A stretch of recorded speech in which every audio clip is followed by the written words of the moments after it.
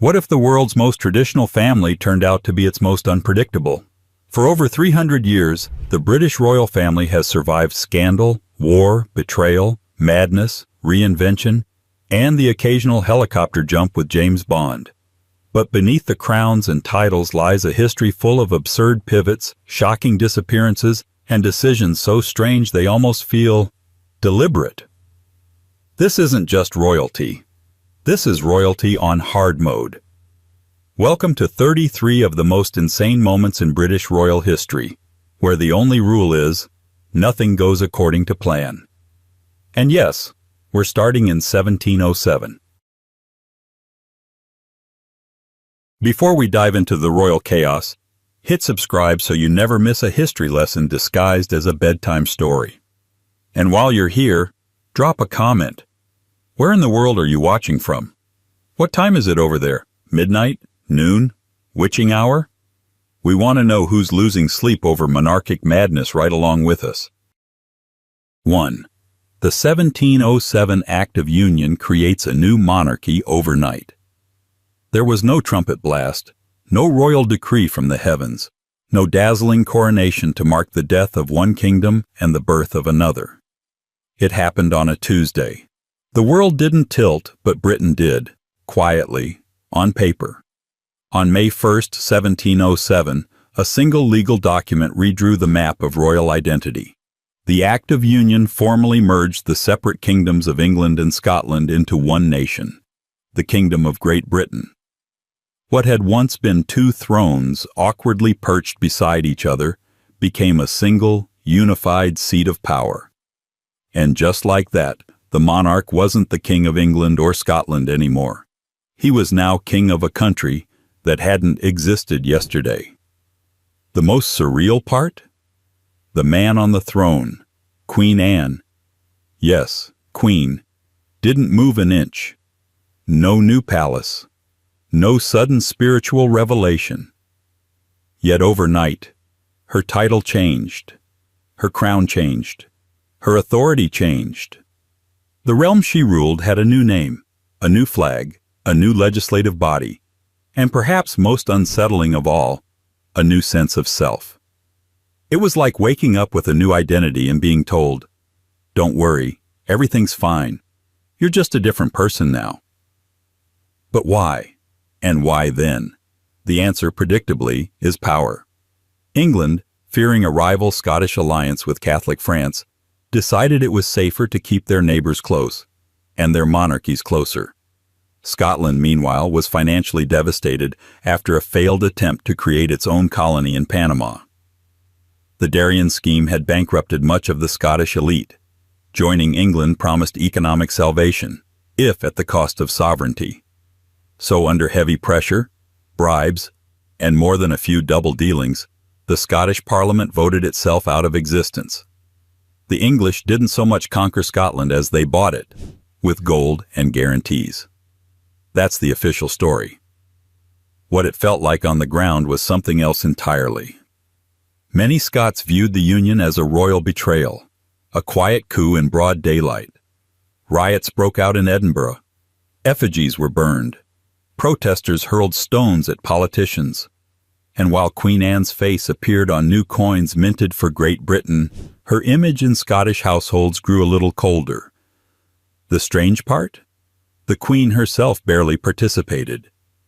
Anne was chronically ill, emotionally isolated, and distracted by the repeated deaths of her children. She wasn't an architect of union so much as its figurehead, a monarch whose body was failing even as her crown was expanding. The symbolism was unavoidable, a sickly queen presiding over the birth of a new kingdom, a quiet revolution wrapped in velvet and paperwork.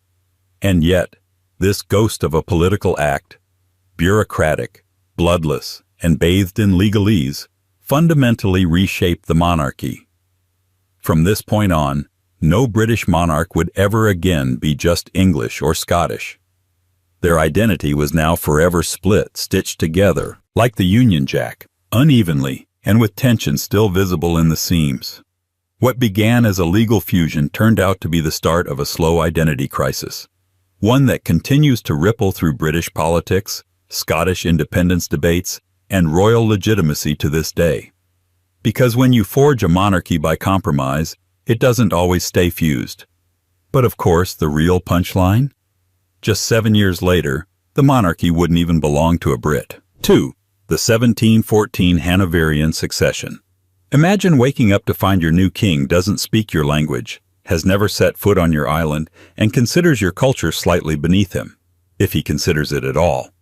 That was Britain's 1714 version of Meet Your New Boss. And yes, it was as awkward as it sounds. When Queen Anne died in August 1714, the crown passed, unexpectedly, uncomfortably, and perhaps even unwillingly, to a distant relative, George Ludwig, Elector of Hanover. He was 54 years old, Lutheran, German to the bone, and about 50 heirs down the line if you included all the Catholics. But Parliament had passed a little document called the Act of Settlement in 1701, which said, essentially, no more Catholic monarchs, no matter how close they are to the throne. So George, a Protestant and the great-grandson of James I, got the gig. Not because he wanted it, but because he was legally convenient. When he arrived in England, he brought with him 2 mistresses, a pack of German advisors, and zero grasp of the English language. He didn't even bother to learn it. To him, this was a sideways promotion. Useful perhaps, but spiritually irrelevant. Britain was not his home. It was his inheritance. The people were baffled. How had the throne of Great Britain, newly minted and fragile, ended up in the hands of a German who couldn't even say God save the king without an accent? This wasn't just a cultural shock. It was a constitutional shockwave. Because for the first time, the idea of monarchy as divine, local, and national began to truly disintegrate. The new king didn't care about being British. He didn't understand its traditions, and his reign marked a sharp pivot, from a monarchy that ruled by presence to one that ruled by proxy. George I rarely attended cabinet meetings. He delegated to his ministers. In fact, he barely showed up at all. This opened a power vacuum, into which stepped Parliament. Without realizing it, George helped accelerate Britain's transformation into a constitutional monarchy. He also ignited what would become one of the most unexpectedly durable dynasties in British history, the House of Hanover. His descendants would include madmen, reformers, World War kings, and ultimately Queen Victoria herself. Not bad for a guy whose first love was Hanoverian pork sausages. But the awkwardness didn't end at the coronation. The British court was divided. His son, the future George II, despised him. His subjects mocked his accent, his diet, and his refusal to engage with British life. Satirists had a field day. George became a walking contradiction, a king without charisma, a monarch without mandate, and yet the very image of legal legitimacy. Still, the country adapted, slowly, uncomfortably, and always with a touch of sarcasm. The great irony? In trying to prevent a Catholic monarch, Britain got a German one who acted like a landlord rather than a ruler. But in doing so, it unknowingly paved the way for parliamentary power, political parties, and the prime ministerial system we now take for granted. What started as a linguistic farce ended as a constitutional turning point. And the next time royal instability would rock the nation, it wouldn't be a language barrier. It would be the king's mind itself. And just like that, Britain had a German-speaking king who couldn't read his own coronation oath. If that's not peak royal unpredictability, what is? If you're enjoying the ride so far, don't forget to subscribe. We've got 31 more twists waiting in the wings. And while you're listening, tell us, where are you tuning in from and what time is it there? Are you on your morning commute or deep into a 3 a.m. Wikipedia spiral with a cup of cold tea? We're listening. 3. The 1788-89 Madness of King George III. Crisis. By the winter of 1788, Britain found itself governed by whispers. There were no formal announcements, no official diagnosis, just the unmistakable truth curling behind the heavy velvet curtains of Windsor. The king was not himself. George III had been on the throne for nearly 3 decades. He had weathered wars, rebellions, and the small embarrassment of losing the American colonies. But nothing, not even the surrender at Yorktown, shook the monarchy quite like what happened inside his own mind. Suddenly, unexplainably, and most disturbingly, the king descended into what courtiers delicately called a derangement of understanding. To his doctors, it was a medical anomaly. To his ministers, it was a constitutional crisis with a pulse. The symptoms came in waves: uncontrolled speech, incoherent rambling, erratic behavior, long periods without sleep, and unpredictable mood swings. The man who once prided himself on being a model of duty and restraint was now talking for hours without pause, issuing bizarre commands, and mistaking trees for people. He was, in some sense, still king. But in another, far more immediate sense, he was lost. For the government, the question was as murky as it was unprecedented. What do you do when the sovereign loses sovereignty over himself? There was no roadmap for this. The British Constitution, that famously unwritten thing, had nothing prepared for a monarch who physically lived but politically vanished. Enter the Regency crisis. Prime Minister William Pitt the Younger found himself in a precarious position. The logical answer was to name the Prince of Wales, George's own son, as Prince Regent, effectively handing over the powers of the crown. But the Prince of Wales was no one's idea of a stabilizing figure. Bloated with debt, drunk on scandal, and feuding with his father for years, he wasn't just unready for power. He was eager for it, and that made him dangerous. Meanwhile, Queen Charlotte was desperately shielding her husband from public view. Doctors tried everything: bleeding, purging, blistering, all the usual medical nonsense of the age. Nothing worked. George's madness dragged on for months. The press, barred from official updates, turned to gossip. The public, already uneasy after the revolutionary murmurs coming from France, watched nervously. A king who could not rule raised the terrifying specter of instability, and not just political, but existential. What was monarchy, if not embodied in a ruler who could rule? But just when it seemed Parliament would be forced to declare a regency, something astonishing happened. He recovered. By March of 1789, George was lucid again, not only speaking coherently, but addressing Parliament and resuming his duties. His return was framed as miraculous, even divine. Church bells rang, crowds cheered, the nation exhaled. But the damage had been done. Something had cracked beneath the surface of the royal mystique. Kings could bleed, but now they could unravel. And if a monarch's mind could slip away, what else about monarchy might prove fragile? George III would experience further episodes throughout his reign. Eventually, in his final years, a formal regency would be established. But the 1788 crisis was the turning point, a moment when the British people first had to reckon with the uncomfortable idea that royal authority wasn't just sacred. It was mortal and terrifyingly human.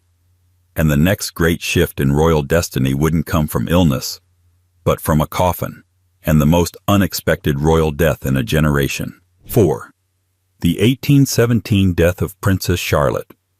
In an age where monarchies were expected to multiply like clockwork and dynasties were built on bloodlines, the future of the British royal family was, briefly, wrapped in a single young woman, Princess Charlotte Augusta of Wales.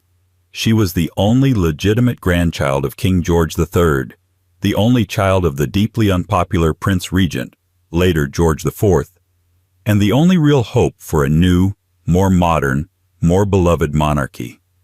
Charming, defiant, intelligent, and unusually popular with the British public, Charlotte was everything her father wasn't: sincere, unspoiled, and warm-blooded.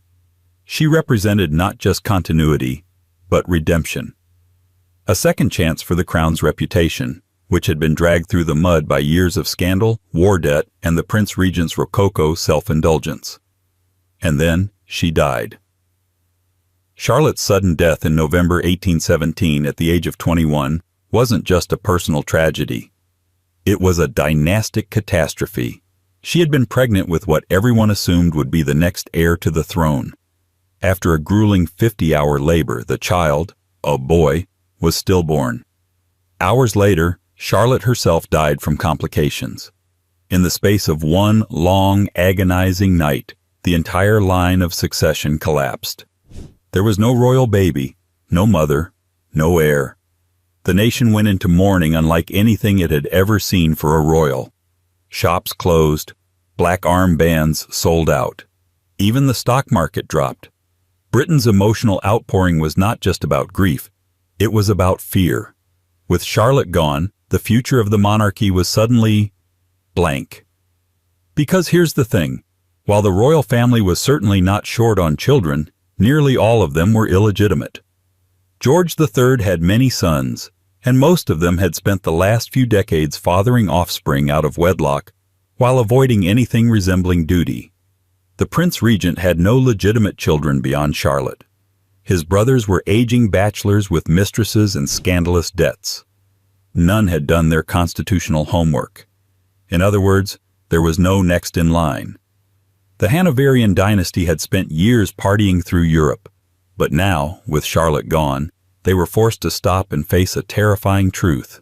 No heir, no monarchy. So, the great royal marriage race began. George III's sons, several now in their 40s and 50s, scrambled to find Protestant princesses and produce legitimate heirs as if they were breeding horses under royal deadline. The winner of this strange and desperate competition? Prince Edward, Duke of Kent, who married Princess Victoria of Saxe-Coburg-Saalfeld. In 1819, they had a daughter. Her name was Victoria. The irony is cruel. The death of one beloved young royal, Charlotte, opened the path for another to eventually define a century.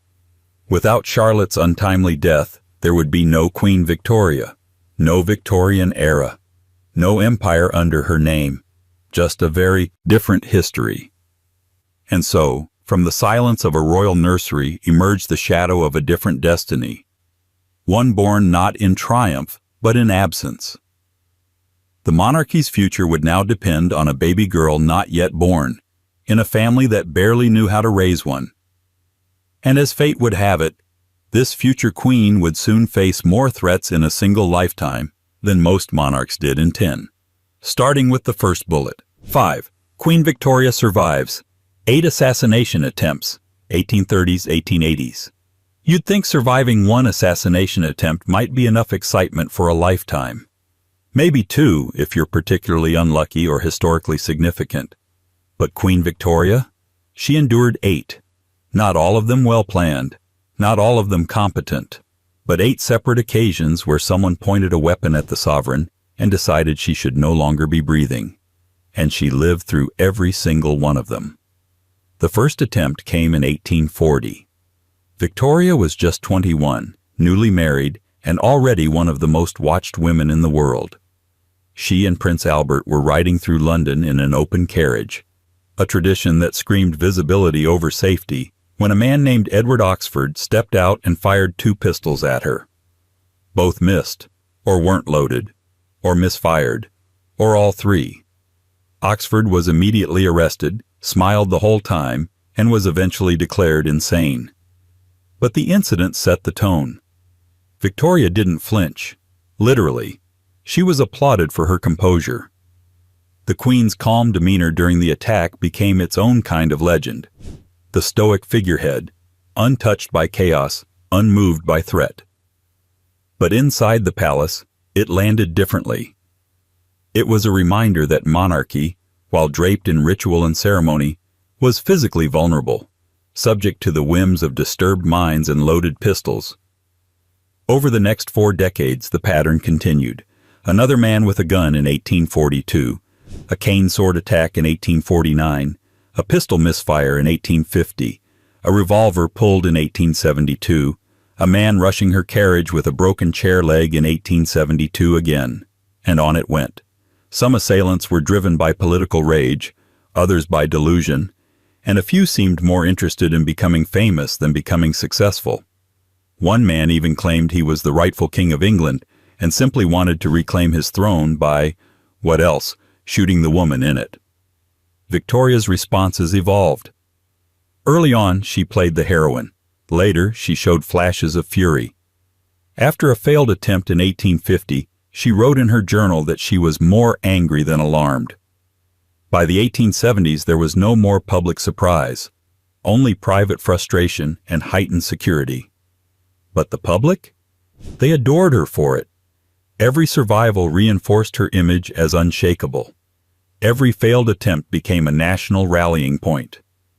The Queen, untouched and undeterred, grew into a kind of living symbol of endurance. She wasn't just surviving her attackers. She was absorbing them into the myth of monarchy. They fired. She waved.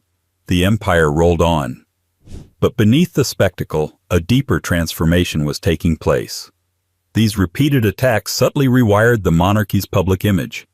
Gone was the invulnerable divine monarch of previous centuries. In its place stood something more human, more exposed, more relatable. A queen who could be targeted and who chose to keep appearing in open carriages anyway. Security was tightened. Protocols were adjusted, but Victoria never fully retreated. In a strange way, the attempts on her life only cemented her authority. Not because she was immune, but because she endured.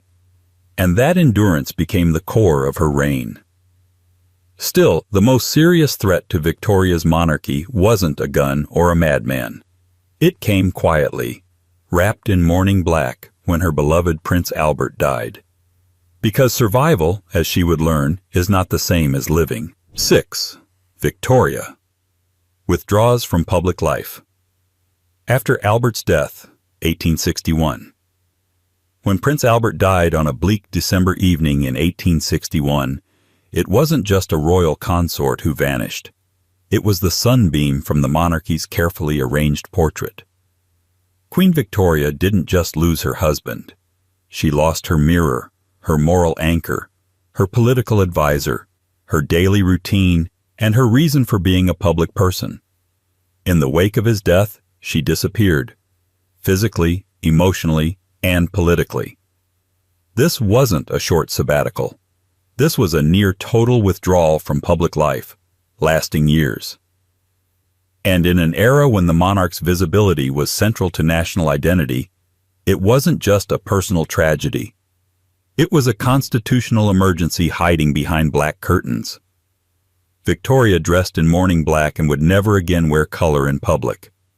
She retreated to Windsor, to Balmoral, and eventually to Osborne House. Crowds no longer cheered her. Parliaments no longer heard from her.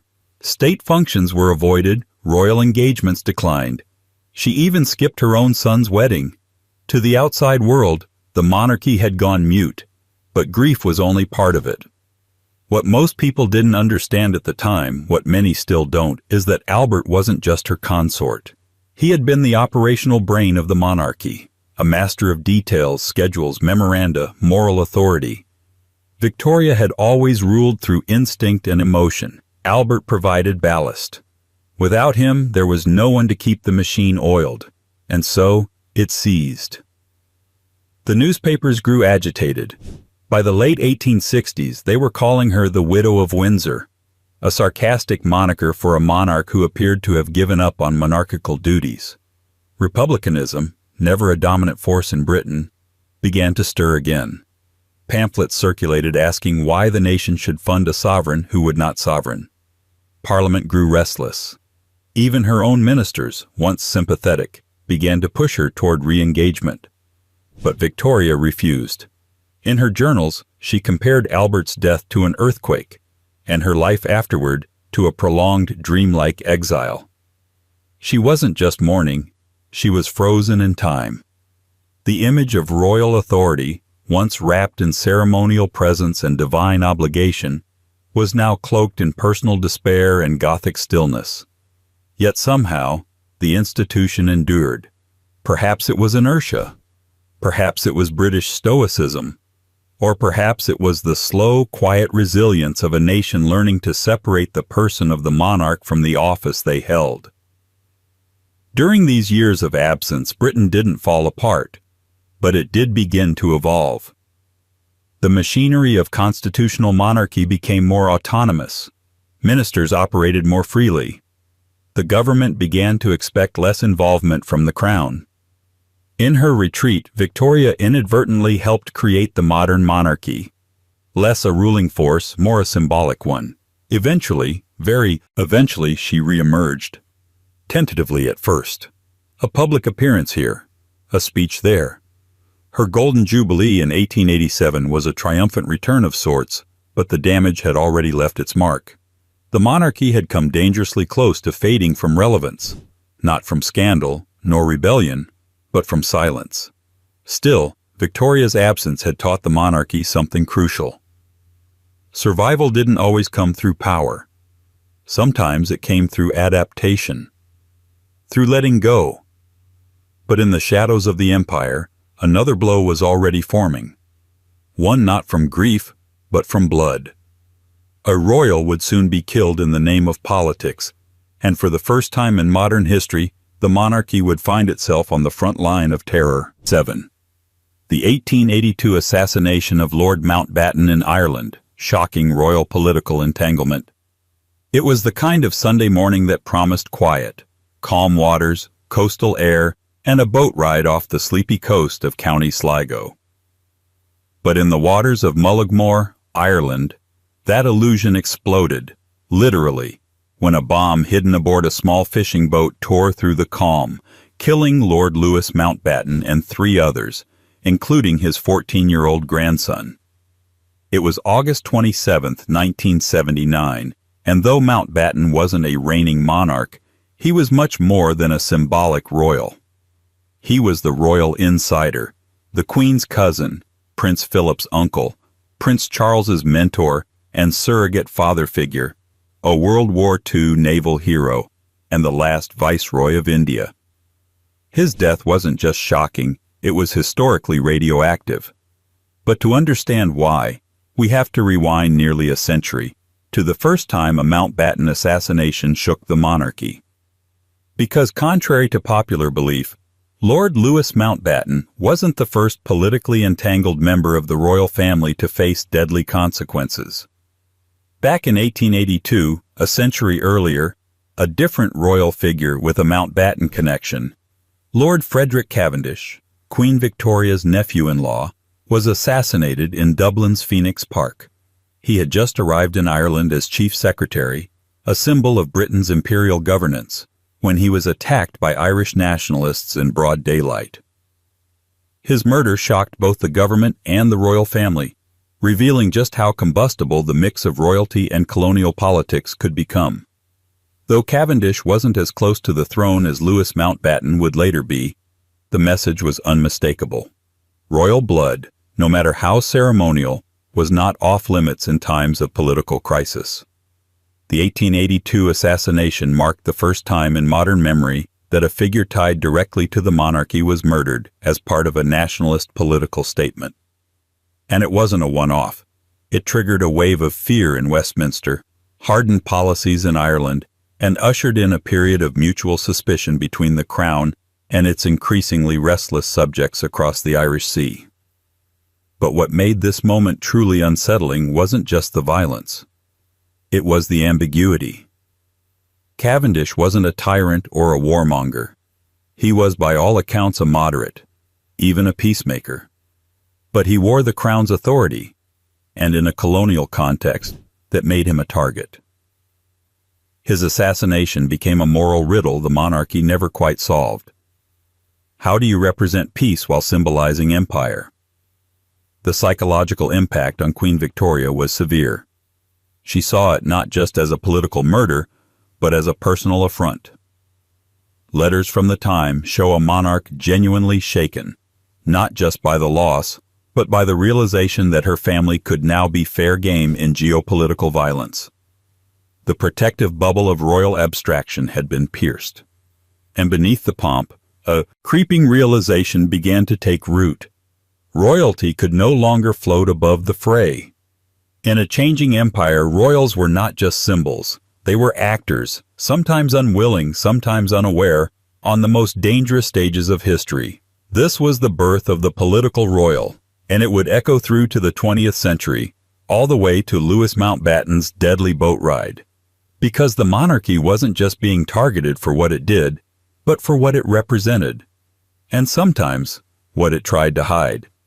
That lesson would only become more ironic with the next royal figure, one who was never supposed to rule at all, let alone become the face of British diplomacy. 8.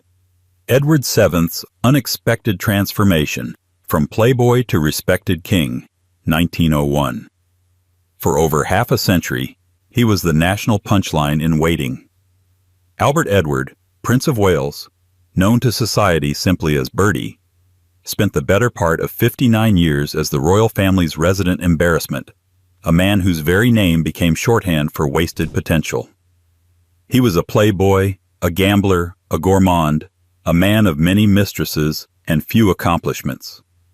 If Queen Victoria symbolized duty, mourning, and moral restraint, her son seemed determined to embody the opposite. It's hard to exaggerate how low public expectations were for him.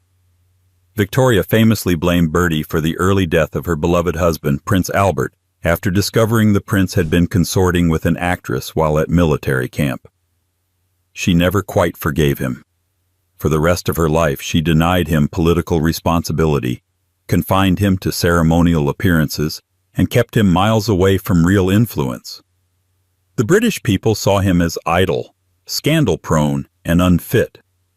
His frequent appearances in the society pages, draped in French brocade, cigars in hand, only fueled the image of a man born to wear a crown but incapable of holding it. So when Queen Victoria finally died in 1901 and Edward ascended the throne at the age of 59, the collective sigh across Britain was more of concern than celebration. Few expected a man so allergic to restraint to survive the job, let alone reform it. And then, he surprised everyone. Edward VII's reign, though brief, 1901 to 1910, became a strange and unexpected pivot point in the monarchy's evolution. Gone was the cloistered, brooding atmosphere of the Victorian court. In its place emerged a more cosmopolitan, accessible, and diplomatically savvy monarchy. Edward didn't try to imitate his mother's moralism, he dismantled it. And oddly, it worked. He was fluent in multiple languages, intimately familiar with every major European court, and disarmingly charming. The very traits that had once made him a scandal became his political tools. He brokered key understandings with France and Russia, laying diplomatic groundwork that would prove essential in the years leading to World War I. They called him the Peacemaker King, a title that would have seemed laughable a decade earlier. More than that, he modernized the institution of monarchy itself. He knew the power of image in an age of photography. He revived ceremonial grandeur, not as ego, but as theater, a way to stage stability for an increasingly restless public. Coronations, processions, uniforms, rituals, these weren't just relics to Edward. They were tools of political soft power, and he wielded them expertly. The irony, of course, is almost too perfect. The man once criticized for his lack of seriousness ended up giving the monarchy a new sense of gravity. The prince who had been sidelined for decades gave the crown a second act. But his transformation also raised a troubling question. If the monarchy could change this dramatically with just a shift in personality, how solid was its foundation really? Was kingship a matter of bloodline or performance? That uncertainty wouldn't go away. In fact, it would deepen when his son, King George V, made a single decision that would change the royal family's identity with a stroke of a pen and a name stripped of its past. 9. George V changes the royal family's name to Windsor, 1917. In the spring of 1917, amid the carnage of World War I, King George V stood at the center of a quietly escalating crisis. Not one of troops or trenches, but of perception. His royal family, British in ceremony, imperial in reach, bore a name that, in the current climate, sounded a lot less regal and a lot more enemy. The House of Saxe-Coburg and Gotha. It rolled off the tongue like a saboteur's confession. It didn't help that German Zeppelins were bombing London, or that the Kaiser waging war against Britain was the king's first cousin, or that angry crowds were chanting slogans outside Buckingham Palace, questioning whether their monarch was truly one of them. A royal name that once suggested European prestige now stank of disloyalty. The palace, once a symbol of British endurance, now looked vaguely foreign, architecturally German, genealogically undeniable. For George V, whose quiet demeanor often masked a fierce instinct for survival, the choice was clear. The monarchy could not afford to seem like it belonged anywhere else. Not during wartime, not when the battlefield stretched from Flanders to Fleet Street. So, on July 17, 1917, in an act of symbolic self-amputation, George V issued a royal proclamation. Henceforth, the royal house would no longer bear the name Saxe-Coburg and Gotha. It would be known instead as the House of Windsor. The name was carefully chosen. Windsor sounded British, felt ancient, and carried the weight of stone. It evoked the centuries-old castle overlooking the Thames, not a minor duchy in Bavaria. It was as much an invention as a revelation, a brand crafted for wartime unity. And just like that, the monarchy rebranded itself not just to survive but to become British. The timing was strategic. Anti-German sentiment was at a peak. Newspapers were already skewering royal titles. The Daily Mail ran headlines demanding action. Even the king's own cousin, Prince Louis of Battenberg, had stepped down from his naval command because of his German name. He too was rebranded, becoming Lord Louis Mountbatten, a name that would echo through the royal narrative for generations. The transformation was seamless on the surface, but beneath it was a deep existential question. How much of monarchy is simply appearance? If royal identity could be altered so dramatically with a new name, what did that say about its authenticity? Did heritage matter less than image? And if so, was the crown becoming less a lineage and more a costume?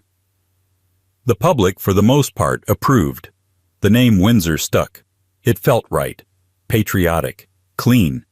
And George V, though never flamboyant, had managed to execute one of the most important acts of monarchical self-preservation in modern history, not with force, but with paperwork. Yet the irony lingered. A family of German princes had seamlessly become icons of Britishness overnight, a sleight of hand so effective it was barely questioned. But if a name could be changed so easily, what else could be changed? What else was negotiable? That question would explode just 2 decades later, when a king would decide that being king was optional and love was not. 10. The 1936 abdication crisis. Edward VIII chooses love over empire. In theory, kings don't quit. They reign. They endure. They inherit crowns as if by divine inevitability, and they wear them until death, preferably on horseback or in an oil painting. But in 1936, King Edward VIII did the one thing a British monarch was not supposed to do. He resigned. And he did it not for war, not for scandal, not for illness, but for love. Or something that resembled it closely enough to bring the entire monarchy to the edge of collapse. Edward had only been king for 326 days. He never had a coronation, never settled into the rhythm of statecraft. His short reign was a blur of modern flair and old-guard discomfort. He was charming, photogenic, and unmistakably popular with the public. But to the establishment, he was a constitutional headache waiting to happen. His views were politically unfiltered, his friendships eyebrow-raising, and most of all, his personal life was completely unmanageable. At the center of that storm stood Wallis Simpson, a twice-divorced American socialite with a penchant for dry wit, expensive clothes, and utterly disastrous timing. When news broke that the king intended to marry her, it set off a national crisis that no one had planned for and no one could control. The Church of England, of which the king was the supreme governor, flatly forbade the marriage. Divorce was still morally radioactive in British high society, and to marry a woman with 2 living ex-husbands was, to the clergy, nothing short of sacrilege. The government, led by Prime Minister Stanley Baldwin, made it clear. Wallis as queen was impossible. Not inadvisable. Impossible. Edward, however, refused to back down. He had fallen into the kind of stubborn passion that royal protocols were never designed to handle. For him, the crown was negotiable. Wallis was not. And so came the unthinkable. On December 11, 1936, Edward VIII addressed the nation via radio. His voice, low, deliberate, unmistakably aristocratic, spoke the words that detonated royal precedent. I have found it impossible to carry the heavy burden of responsibility without the help and support of the woman I love. It was the first time most of his subjects had ever heard a monarch speak aloud, and the first time they'd heard one abdicate. In the span of 10 minutes, the monarchy was rewired. Edward was now the Duke of Windsor, exiled to a life of half-relevance and awkward Christmas cards. His younger brother, the shy and stammering Albert, soon to be George VI, was thrust unwillingly into the role. A second son made king, not by lineage, but by necessity, and the monarchy itself rattled. Because if a king could walk away for personal reasons, what else might future monarchs decide was optional? Public duty? Constitutional neutrality? Emotional restraint? The abdication crisis was more than a royal romance gone rogue. It was the moment the British monarchy fully confronted the 20th century and lost a little of its mystery. The crown had been exposed as negotiable, even disposable, and in the decades to follow more secrets would surface, some romantic, others political, and one buried in classified files that would cast the abdication in a far more sinister light. 11.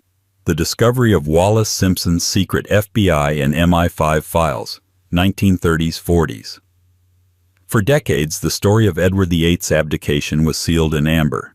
A tragic love affair, a modern king undone by ancient rules, a sovereign who chose passion over protocol. It was romantic, heartbreaking, vaguely scandalous, and neatly wrapped in sentiment. But then came the files. Not fairy tales, not tabloids. Government surveillance files. In the 1990s and early 2000s, long classified documents began to surface from the dusty basements of the FBI and MI5, and with them came a wave of uncomfortable reframing. What had once been the monarchy's most infamous love story now began to look a lot more like a security risk in a tiara. It turns out Wallis Simpson had been watched for years by British intelligence, by American agencies, and likely by other governments too. Officially, the surveillance began out of concern over the potential diplomatic embarrassment her relationship with the king might cause. But the contents of the files revealed far more disturbing suspicions. Wallis, according to some of these documents, had maintained close relationships with a number of powerful men, including Joachim von Ribbentrop, Nazi Germany's foreign minister. There were allegations, never conclusively proven, but never fully dismissed, that she and Ribbentrop had been romantically involved before the war. More damning was the implication that both she and Edward had pro-German sympathies, or at the very least, harbored views that alarmed Allied intelligence. MI5's files hinted at the couple's reckless communication habits, their possible carelessness with sensitive information, and Edward's dangerously naive views about Hitler's intentions. Some believed the Duke of Windsor had been so anti-communist and so embittered by his forced abdication that he saw fascism as a preferable alternative to Bolshevism, and democracy as little more than theater. At one point during World War II, when the couple was living in Portugal, British intelligence became so concerned about a potential Nazi plot to use the ex-king in a puppet government that Churchill personally intervened. Edward was quickly shipped off to the Bahamas, nominally as governor, but more accurately in diplomatic exile. Safe, watched, and far from Europe. And then there were the Americans. The FBI, under J. Edgar Hoover, kept tabs on Wallace long after the abdication, filing reports that ranged from the credible to the bizarre. Hoover, famously paranoid and self-important, was obsessed with the possibility that the Duchess of Windsor might be part of something larger, something subversive, destabilizing, maybe even traitorous. Was any of it definitively true? The files raise more questions than they answer. There's no smoking gun, no telegram signed by Hitler. But the existence of so many layers of suspicion changes the texture of the story. It turns the fairy tale into something else entirely. Oh, national security melodrama wearing gloves and pearls. It also reframes the abdication itself. What if Edward wasn't just stepping down for love? What if the British establishment wanted him gone? What if the king's greatest sin wasn't romance, but recklessness? That's the uncomfortable possibility these files whisper, that the monarchy wasn't saved despite Edward's departure, but because of it. And as Edward faded into semi-ironic exile, his shy younger brother was forced onto the throne, an accidental king with a stammer, a cigarette habit, and a world war on his doorstep. 12. George VI's accidental king reign. He wasn't supposed to be king, not in theory, not in temperament, and certainly not in his own estimation. Albert Frederick Arthur George, known privately as Bertie, was the dutiful, soft-spoken second son, the one meant to support the crown from the sidelines, not wear it. He had spent his life shrinking from the spotlight, nursing a paralyzing stammer, and quietly enduring a father who rarely masked his disappointment. And then, his older brother quit. The abdication of Edward VIII in 1936 didn't just rupture royal tradition, it thrust Bertie into a role he neither wanted nor felt prepared for. One day he was the Duke of York, an unassuming family man. The next, he was King George VI, sovereign of an empire trembling under the weight of political instability and a fast-approaching war. The public watched with quiet apprehension. This wasn't a man bred for charisma. His speeches were halting, his demeanor stiff. He walked like someone who had borrowed his own body. The memory of Edward, charming, confident, scandalous, still hung in the air like perfume.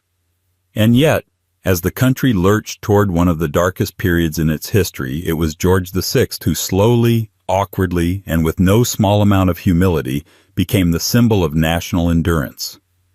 His reign wasn't marked by grand declarations or sweeping reforms. It was marked by presence. He and Queen Elizabeth, later the Queen Mother, famously stayed in London during the Blitz, refusing to flee even as bombs fell around Buckingham Palace. "I'm glad we've been bombed," she reportedly said afterward.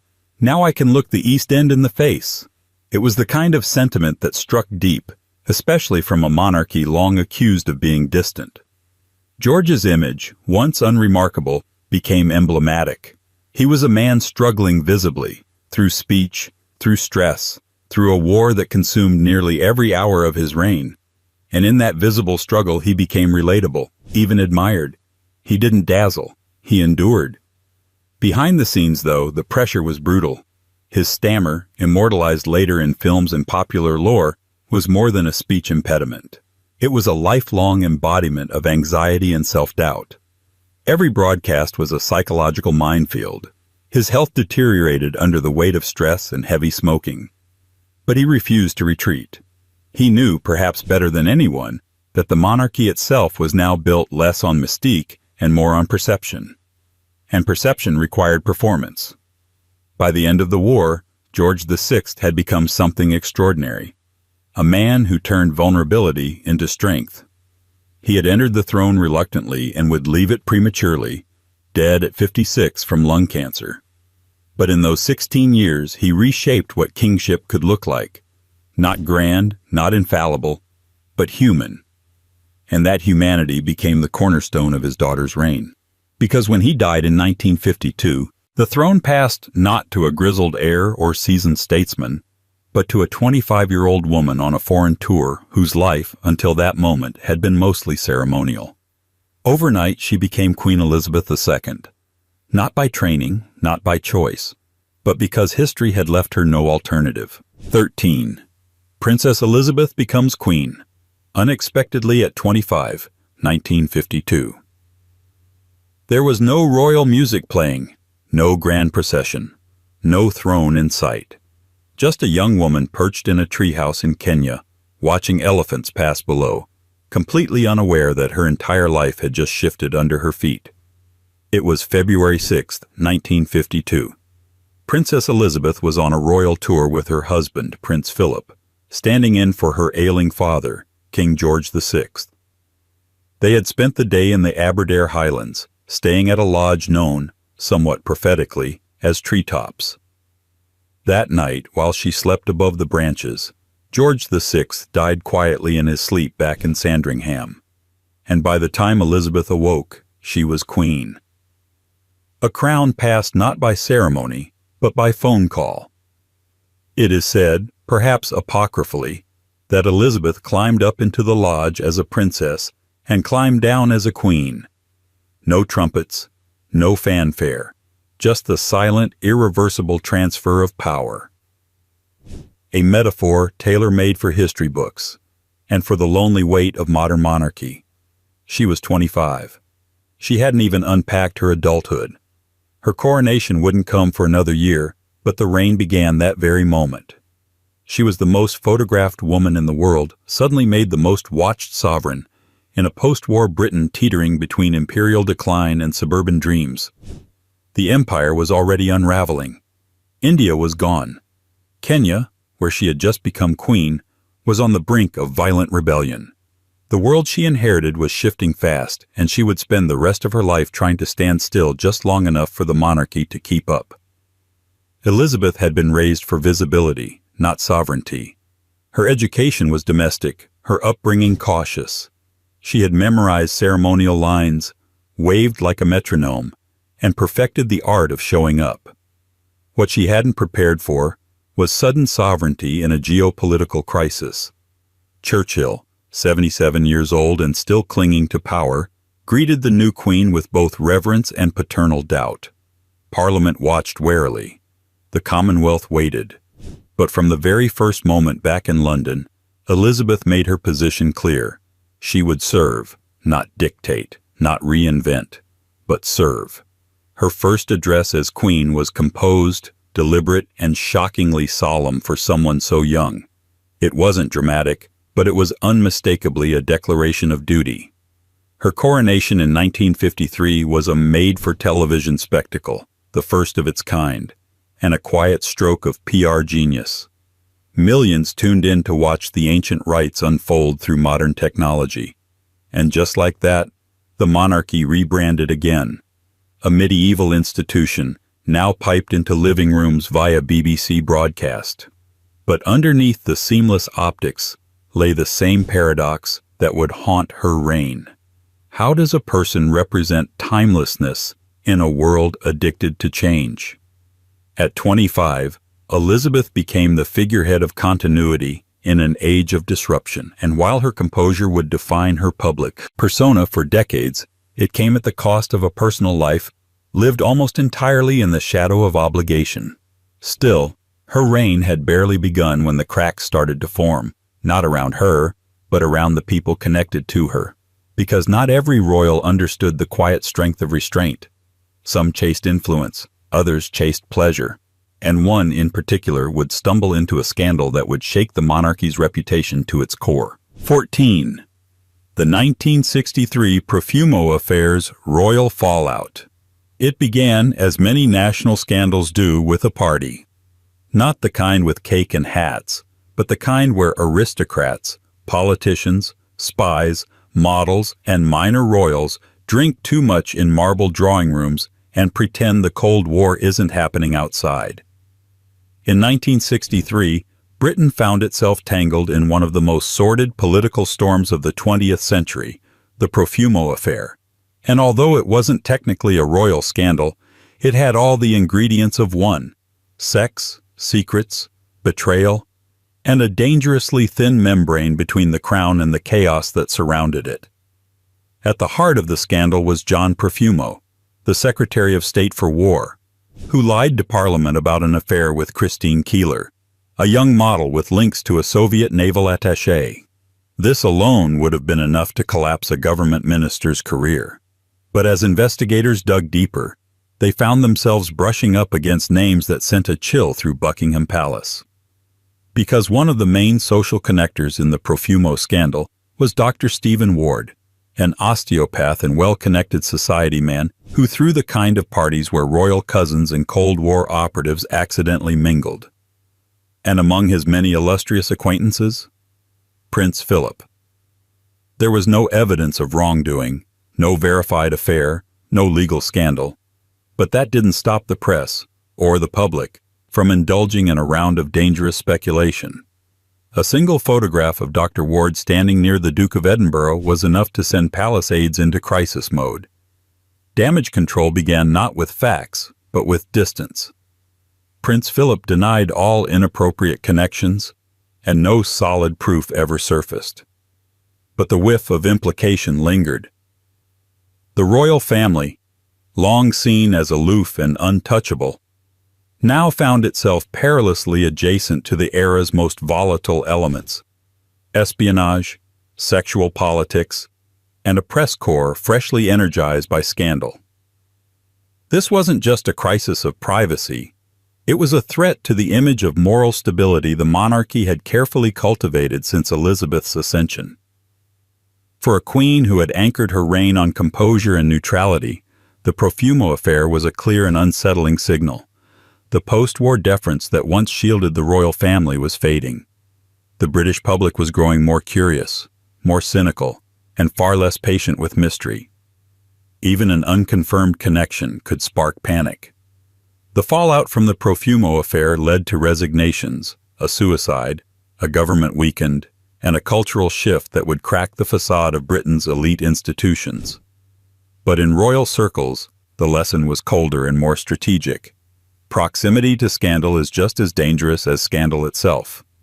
It also marked a slow but irreversible change in the monarchy's public posture. The royal family began retreating further behind tightly managed appearances. Media access was narrowed, personal lives more carefully staged. The days of informal closeness between royals and society elites were drawing to a close.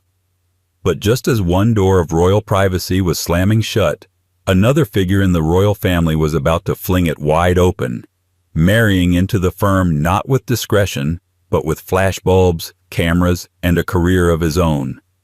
A commoner, an artist, and a husband to the Queen's rebellious sister. 15. Lord Snowdon's role as a royal photographer, 1960s. When Princess Margaret married Anthony Armstrong Jones in 1960, it marked the first time in centuries that a British king's daughter, or in this case the Queen's younger sister, married someone without a title, a land portfolio, or a bloodline traceable to Charlemagne. Instead, she married a photographer, not a court painter, not a noble amateur, a professional, a man who made his living capturing images, many of them risque, many of them modern, and none of them vetted by royal tradition. Anthony was made Earl of Snowdon after the wedding, but he never stopped being what he was before, a camera-swinging outsider, and that was exactly what made him dangerous and necessary. At first it all looked romantic. Princess Margaret, long cast as the royal family's glamorous wild card, had found her bohemian match. Their wedding was televised, watched by millions, and felt like something new, a break from the monarchy's carefully controlled emotional silence. For a moment it seemed the royal family had opened its windows, if only to let in a breeze of 1960s cool. But Snowdon didn't just marry into the family, he brought the outside world with him. And not just the glamorous bits. He brought cameras behind the velvet curtain. His photography was startling in its intimacy. He captured the Queen smiling without posing, Prince Charles looking like a real child rather than a princeling, and Princess Anne mid-scowl. He didn't stylize them as monarchs. He humanized them, often in black and white, often just off balance enough to be real. For the monarchy, which had spent centuries cultivating an image of divine remove, Snowden's work was radical, sometimes thrilling, sometimes uncomfortable. He didn't mock the institution. He just refused to mythologize it. This wasn't simply a matter of aesthetics. It was a shift in power. In an age of television, magazines, and mass media, the royal image had become currency. Controlling it meant controlling public sentiment. And for a brief moment in the 1960s, a royal family member held the camera instead of posing for it. But the friction was inevitable. Snowden didn't blend in. He clashed with courtiers, scowled at formal dinners, and smoked in places where no one else would dare. He brought artists, writers, and left-leaning intellectuals into royal circles, people who viewed the monarchy not as sacred, but as curious.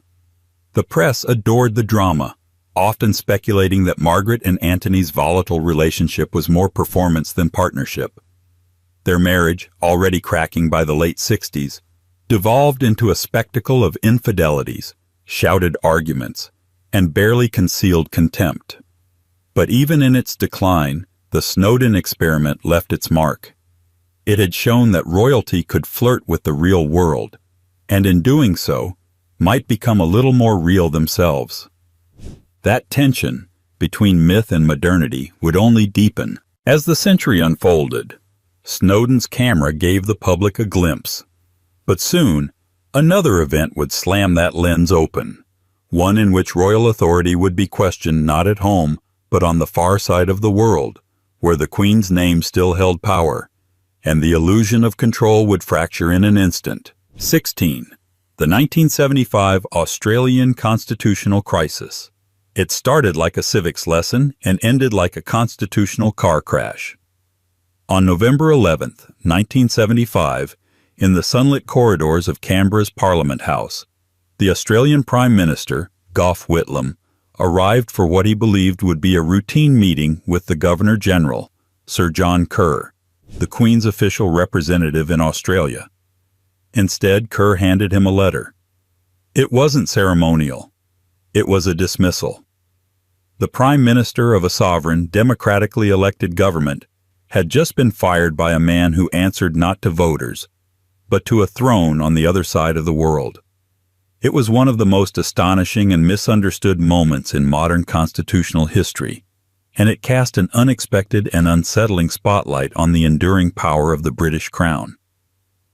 To understand the scale of the shock, it's important to grasp what Australia was in 1975, a modern, independent country with its own government, but still technically a constitutional monarchy under the British Crown.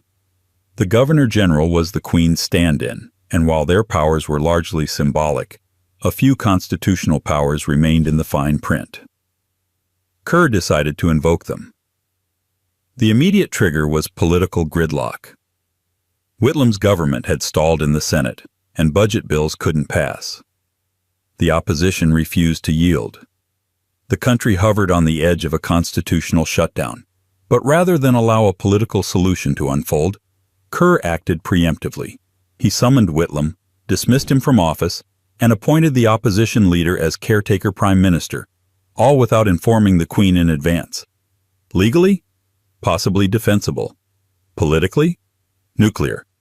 The move unleashed a storm. Protests broke out across Australia.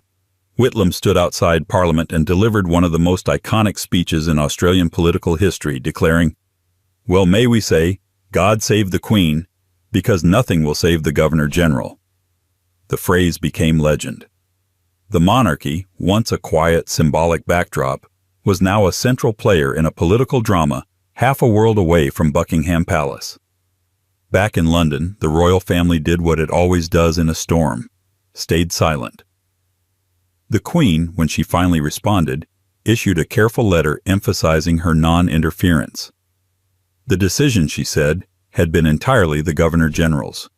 She did not approve or disapprove. she simply remained. But the damage was done. The 1975 crisis forced Australians and others in the Commonwealth to confront an uncomfortable truth. The Queen's powers still existed on paper, and under the right or wrong conditions, they could be used. Even in a modern democracy, even without warning, the monarchy had always walked a delicate line, above politics but never irrelevant. In this case, the ambiguity collapsed.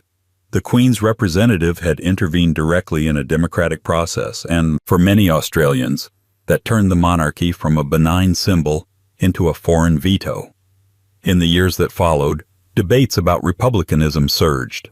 The crisis didn't destroy the monarchy, but it did puncture its aura of harmlessness. It reminded everyone that the crown was more than ceremony. It was power held in reserve.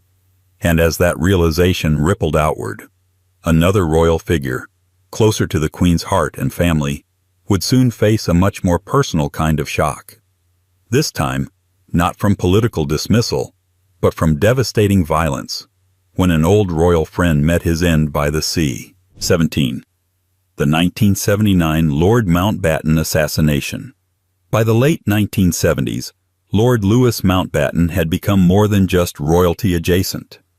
He was a walking embodiment of the 20th century's contradictions.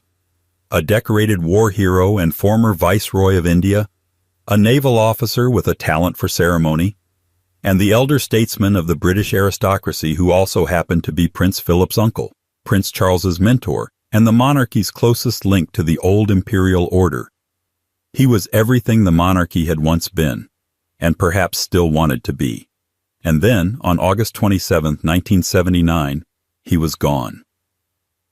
Mountbatten's assassination wasn't just shocking. It was deliberate, symbolic, and surgical.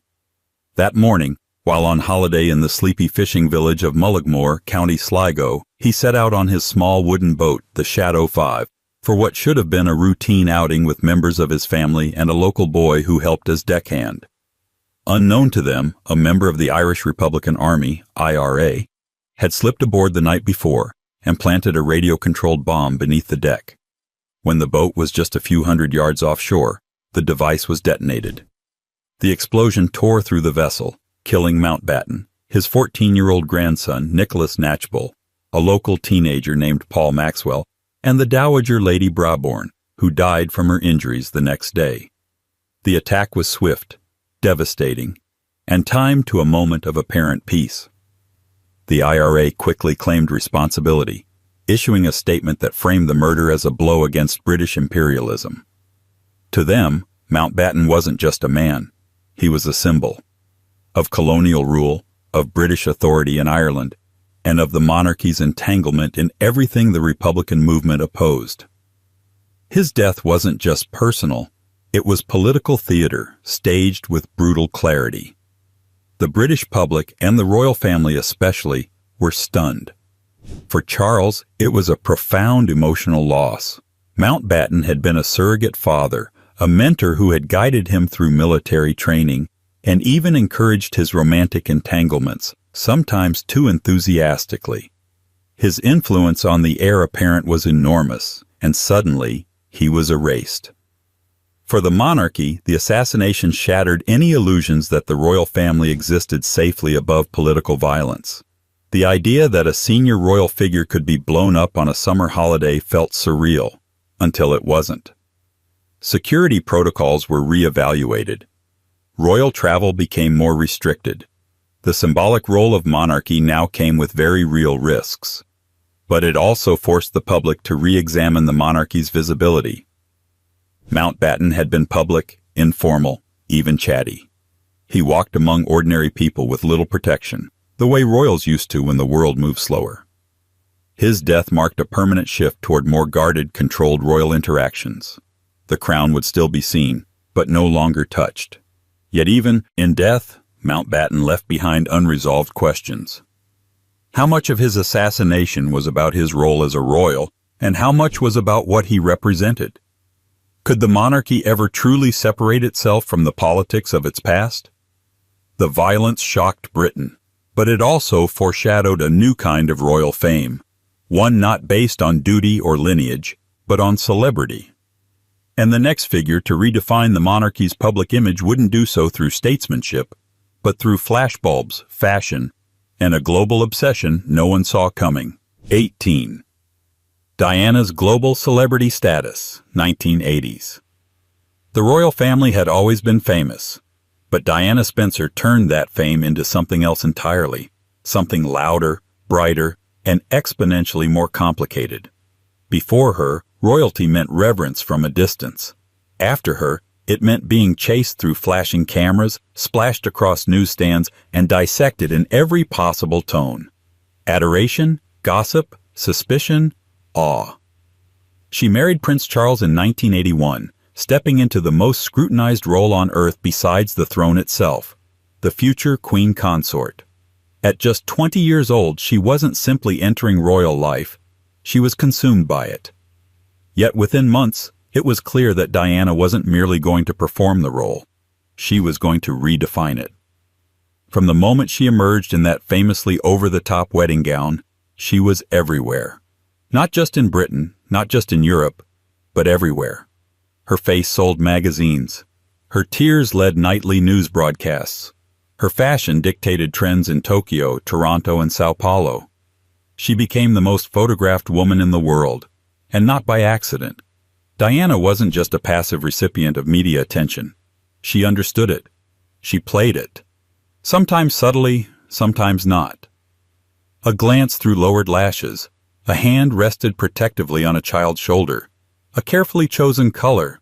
It all became part of a carefully intuitive performance.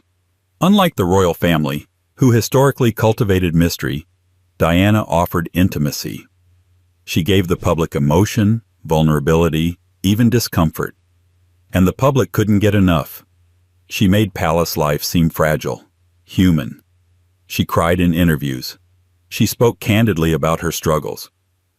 She visited AIDS patients when others wouldn't, hugged children in landmine zones, held hands where protocol advised gloves. Each gesture chipped away at the institution's polished shell and simultaneously built her legend. The monarchy wasn't designed to share the stage, but suddenly it had to.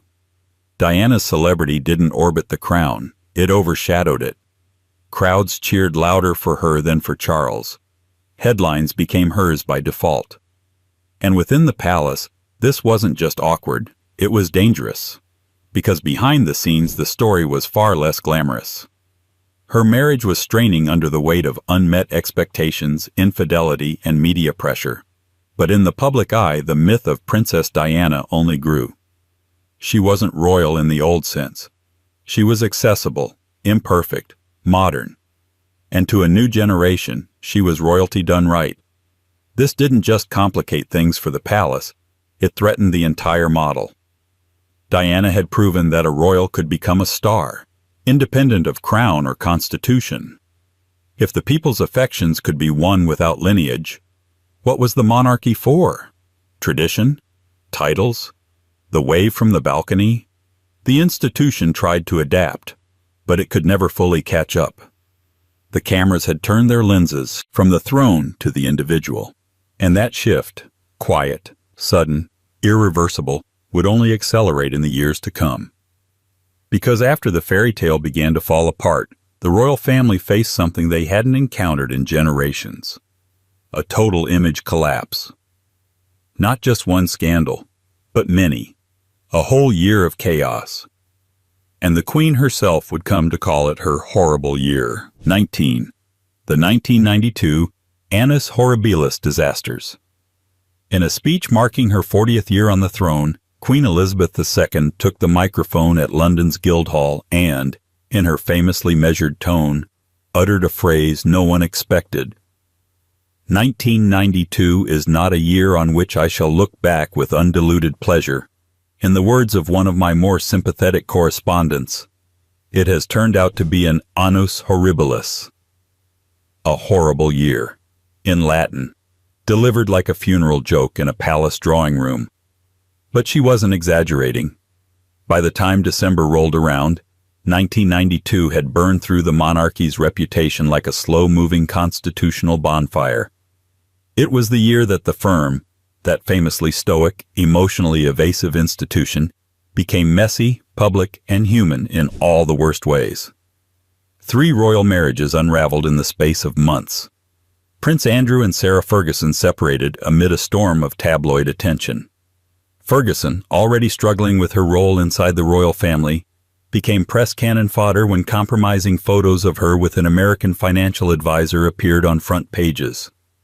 The image of a duchess sunbathing topless while having her toes kissed by a man who wasn't her husband became instantly iconic, and instantly scandalous. Then came Princess Anne's quiet but still notable divorce from Mark Phillips. The Queen's only daughter had always kept a lower profile, but even her exit from marriage was read as a symptom of deeper dysfunction. The fairy tale images of stable royal families were peeling away like cheap wallpaper. But the loudest, most damaging saga by far was the unraveling of Charles and Diana. What had once been packaged as a royal love story had become a public soap opera. In June 1992, author Andrew Morton published Diana, Her True Story, a sensational tell-all biography that revealed her depression, eating disorders, and unhappiness within the royal marriage. The palace dismissed it as lurid speculation, until it emerged that Diana herself had cooperated in secret. The image of a cohesive, disciplined royal household was now a publicly dysfunctional family drama, unfolding in real time. And then, because apparently the monarchy wasn't finished being punished that year, Windsor Castle caught fire. On November 20th, the Queen's beloved residence went up in flames. The fire burned for 15 hours, destroying over 100 rooms and causing millions in damage. Symbolically, it felt like divine irony, the monarch's ancestral home quite literally on fire, as the family's reputation crumbled around it. The British public, already strained by economic recession and political discontent, began to question why they were footing the bill for repairs. That tension forced another shocking first. The Queen agreed to start paying income tax on her private income, something no reigning monarch had done since the 1930s. It was a survival move, wrapped in civility. By the end of the year, the monarchy had been dragged from its pedestal into the realm of everyday scandal. It wasn't untouchable anymore. It was real, and real wasn't flattering. But the worst hadn't happened yet. The most devastating blow wasn't in 1992. It came a few years later, sudden, tragic, and so emotionally explosive that it shook the monarchy's very legitimacy. Not a fire in a castle, but a crash in a tunnel. And this time the crown would face something it had never truly prepared for. The wrath of the people. 20. The Queen begins paying taxes. 1992. For most people, paying taxes is a fact of life. It's as routine as brushing your teeth or ignoring the fine print on a parking ticket. But for centuries, the reigning monarch of the United Kingdom lived outside that civic obligation, floating above the inland revenue like a crown glinting in the sun. The sovereign, by tradition, did not pay income tax, not because they couldn't, but because, well, they didn't. And then came 1992. It was already the Queen's Annus Horribilis, the year of burned castles, crumbling marriages, toe-sucking tabloid mayhem, and the slow-motion train wreck of public opinion. The royal family was no longer seen as untouchable. It was seen as expensive, dramatic, and increasingly optional. The fire at Windsor Castle in November became the tipping point. Not because of the flames, but because of the bill. When the public learned that repairs to the Queen's beloved residence might be covered by taxpayers, something snapped. Polls turned. Newspapers sharpened their knives. Letters poured in. The British people, already enduring a recession, began asking aloud, why are we paying for the monarchy's damage control, literal and figurative, when the monarchy doesn't even pay taxes like the rest of us? The palace, sensing the temperature shift, knew something had to change. The idea of the monarchy as symbolic was one thing, The idea of it as subsidized aristocracy with tax immunity was another. And so, on November 26, 1992, just 6 days after the Windsor fire, the Queen made a move that would have been unthinkable a generation earlier. She volunteered to begin paying income and capital gains tax. The announcement was carefully worded. It wasn't technically a reversal of law. She was, after all, still exempt by legal definition. But it was a voluntary agreement with the government, structured to make her financial contributions align with those of an ordinary citizen earning similar private income. It was, in effect, a gesture of voluntary accountability. The move was unprecedented in modern royal history. Not since Edward VII quietly paid some taxes on investment income, without saying much, had a monarch so directly engaged with the financial obligations of the people she reigned over. It wasn't just about money, it was about optics, legitimacy, and survival. Critics argued it was too little, too late. Supporters called it a pragmatic gesture, but for the monarchy, it marked a pivotal turn. No longer could the crown hide behind antique precedent. It now had to perform humility, if not in palace renovations, then at least in its tax returns.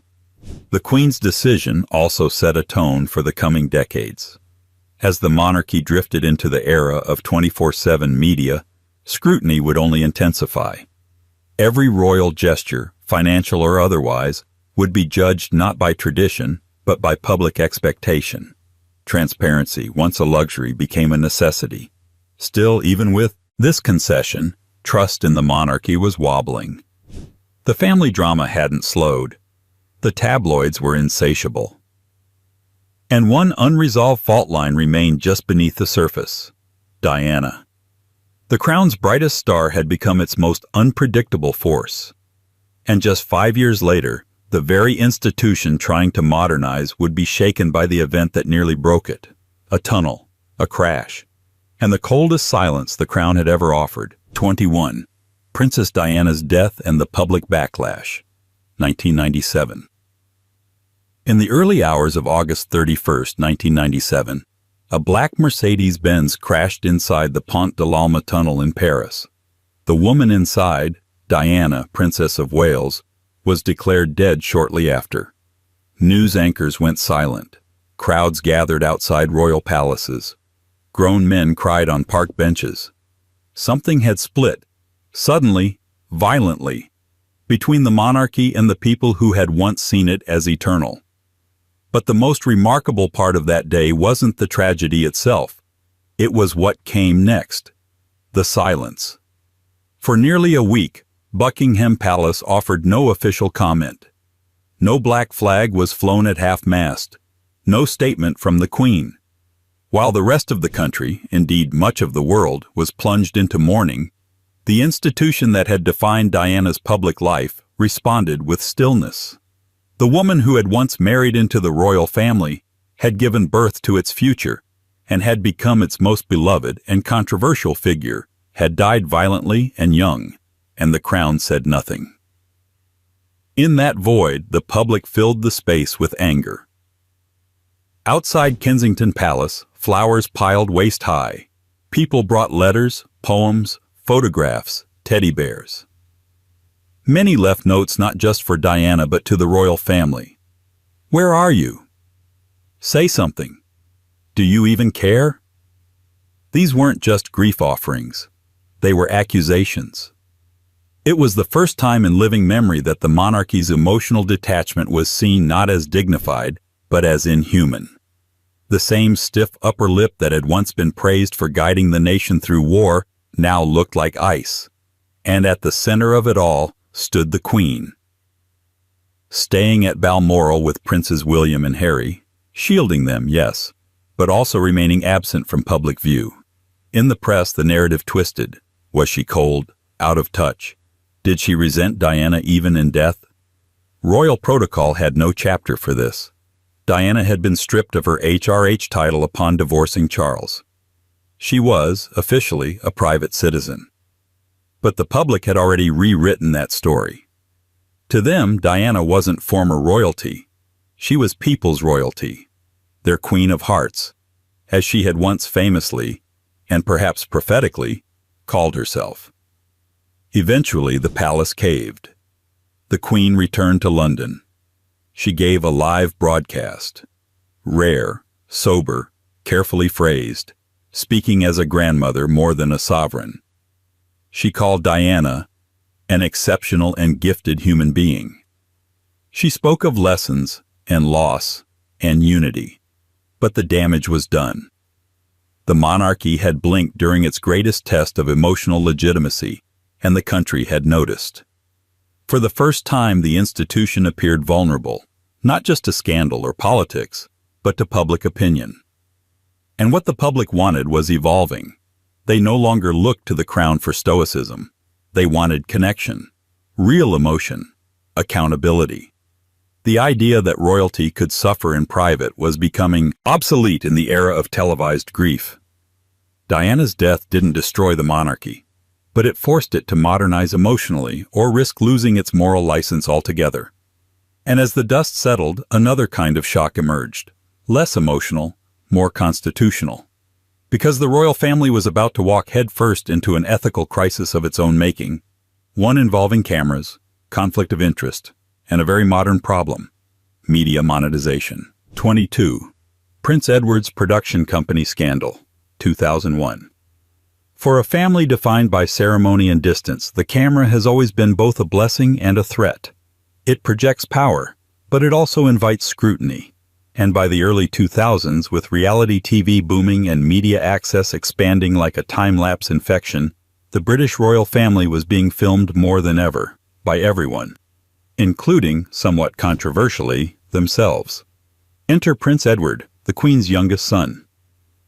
Less known than Charles, less rebellious than Andrew, and less photographed than Diana, Edward had carved out an oddly specific niche for himself. Royal-turned-media executive. In 1993, he founded Ardent Productions, a television company meant to produce historical documentaries, arts programming, and, very delicately, royal content. On paper, it looked like a modest, culturally respectable venture, something safe, something tasteful, and most importantly, something that would allow Edward to engage with the media without being swallowed by it. But Ardent quickly became a case study in what happens when the line between public duty and private profit gets too blurry. The core problem wasn't that Edward ran a media company. It was what the company chose to film, and who. In 2001, Ardent found itself at the center of a media firestorm after its crew was caught filming at St. Andrews University, where Prince William had just begun his studies. The university had requested media leave him alone. The palace had negotiated a press blackout to allow him privacy. All major outlets agreed, all except Ardent. Edward's production team, operating under the umbrella of his own company, was discovered attempting to film near Williams' campus, violating the very agreement the royal family had brokered. The optics were radioactive, one royal brother being used as tabloid bait by another's camera crew. The monarchy, long obsessed with image management, now looked like it was monetizing itself from the inside. The backlash was immediate. Palace officials reportedly erupted. William, normally reserved, was furious. Prince Charles, already protective of his son's privacy, issued a complaint. The Queen was said to be deeply disappointed.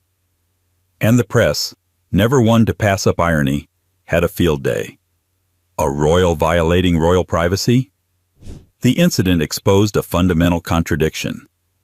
Royals are supposed to be above commerce.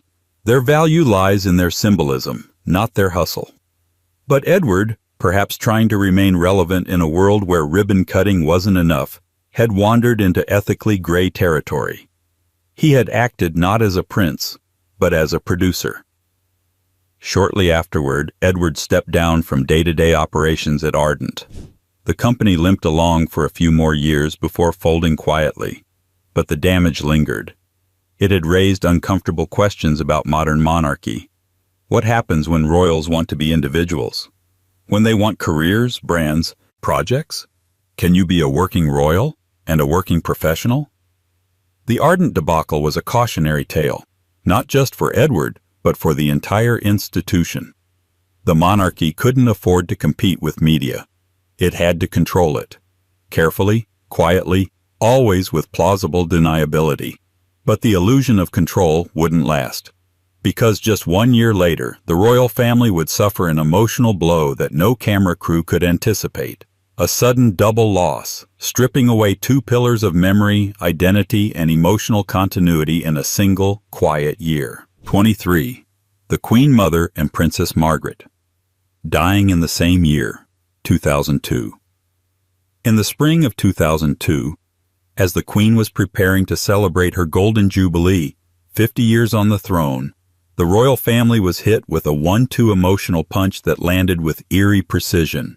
The deaths of Princess Margaret and the Queen Mother, just 7 weeks apart. One was the monarch's only sibling, the other her mother.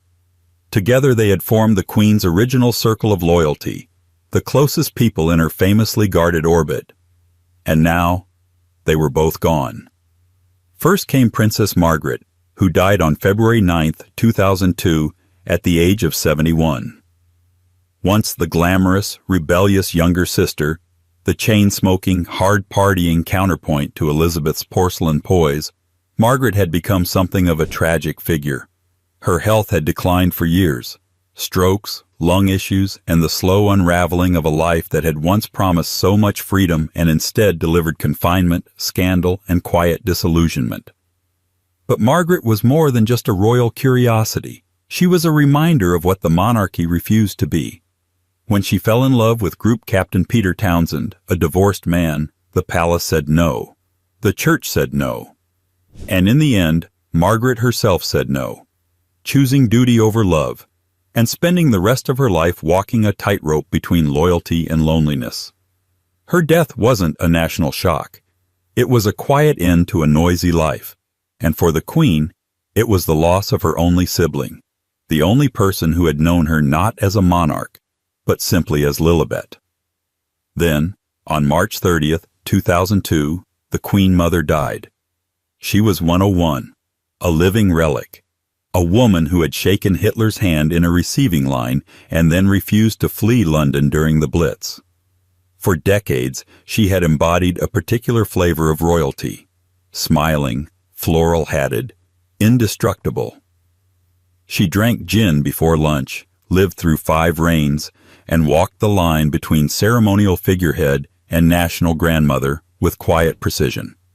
Her death was not unexpected, but it symbolically hollowed out the monarchy's emotional core. She had been the royal family's fallback matriarch, the one who made monarchy feel almost domestic. Losing her, so close to Margaret's passing, made 2002 feel less like a jubilee and more like a generational wake. For the Queen, it was the cruel symmetry of loss. Her sister and mother, gone just as she was meant to celebrate continuity and national service. The juxtaposition was unmissable. 50 years of reign shadowed by the fading faces of the people who had shaped her most private self. Yet in true Windsor form, the Jubilee went on. Processions were held, flags waved. But the tone was subtly altered. The pageantry had an undercurrent of elegy. The Queen herself seemed a little older, a little more mortal, a little more alone. The monarchy, once defined by its unchanging faces, was entering a new era. And that era would soon see the reemergence of an old scandal. This time rewritten, reframed, and presented not as shame, but as second chances. Because a love story once exiled from the throne was about to walk back through the front door, officially, publicly, and in a civil ceremony that would force the crown to redefine what royal marriage could look like. 24. Prince Charles marries Camilla. After decades of controversy, 2005. For over 30 years, it was the love story that dare not speak its name, or rather, dared to whisper it in phone calls, tabloid headlines, and awkward glances across polo fields. The relationship between Prince Charles and Camilla Parker Bowles had haunted the monarchy like a scandal in slow motion.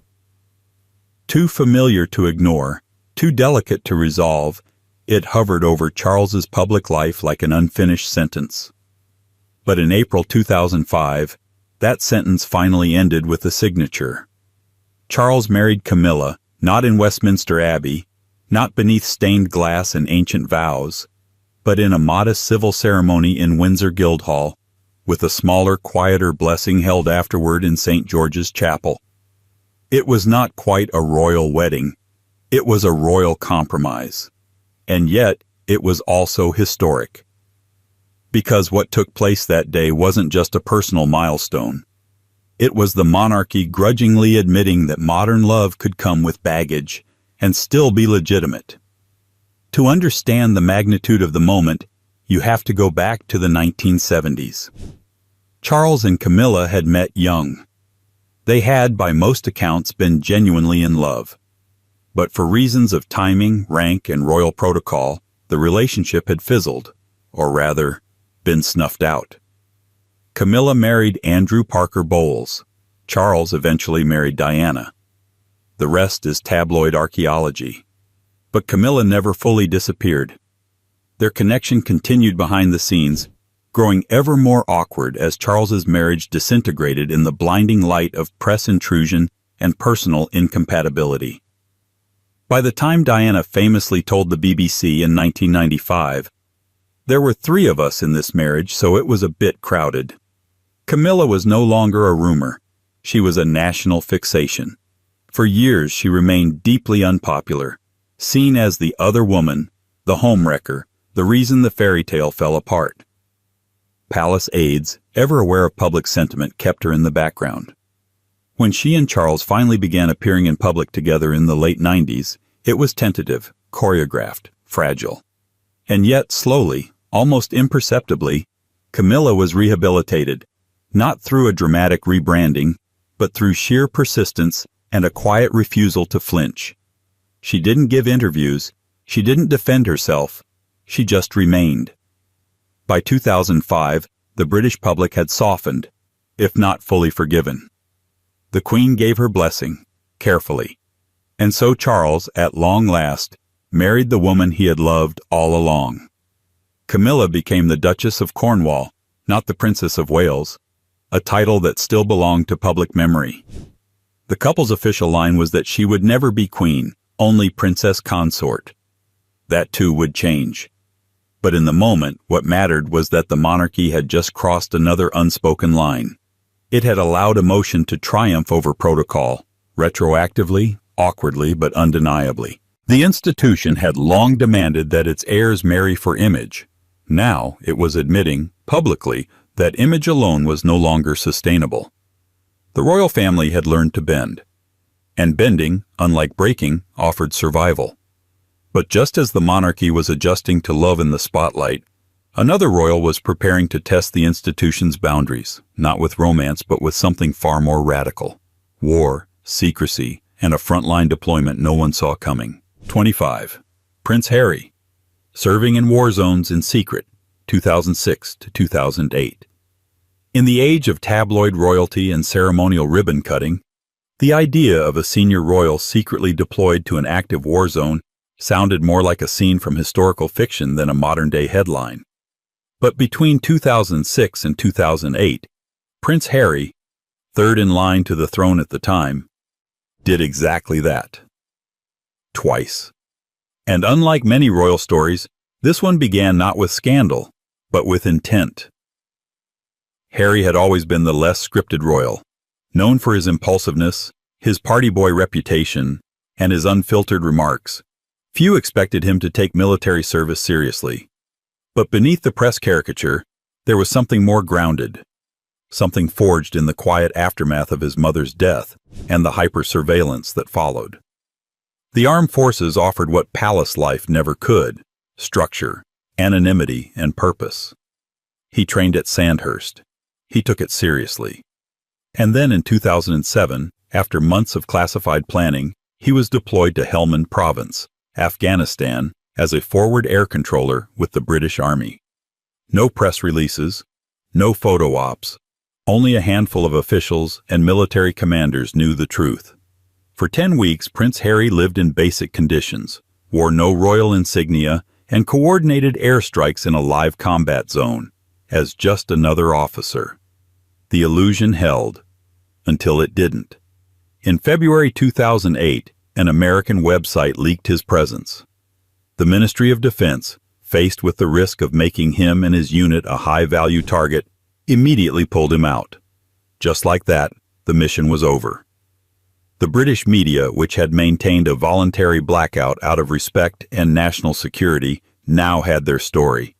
And it exploded. The headlines were, for once, celebratory. The public loved it.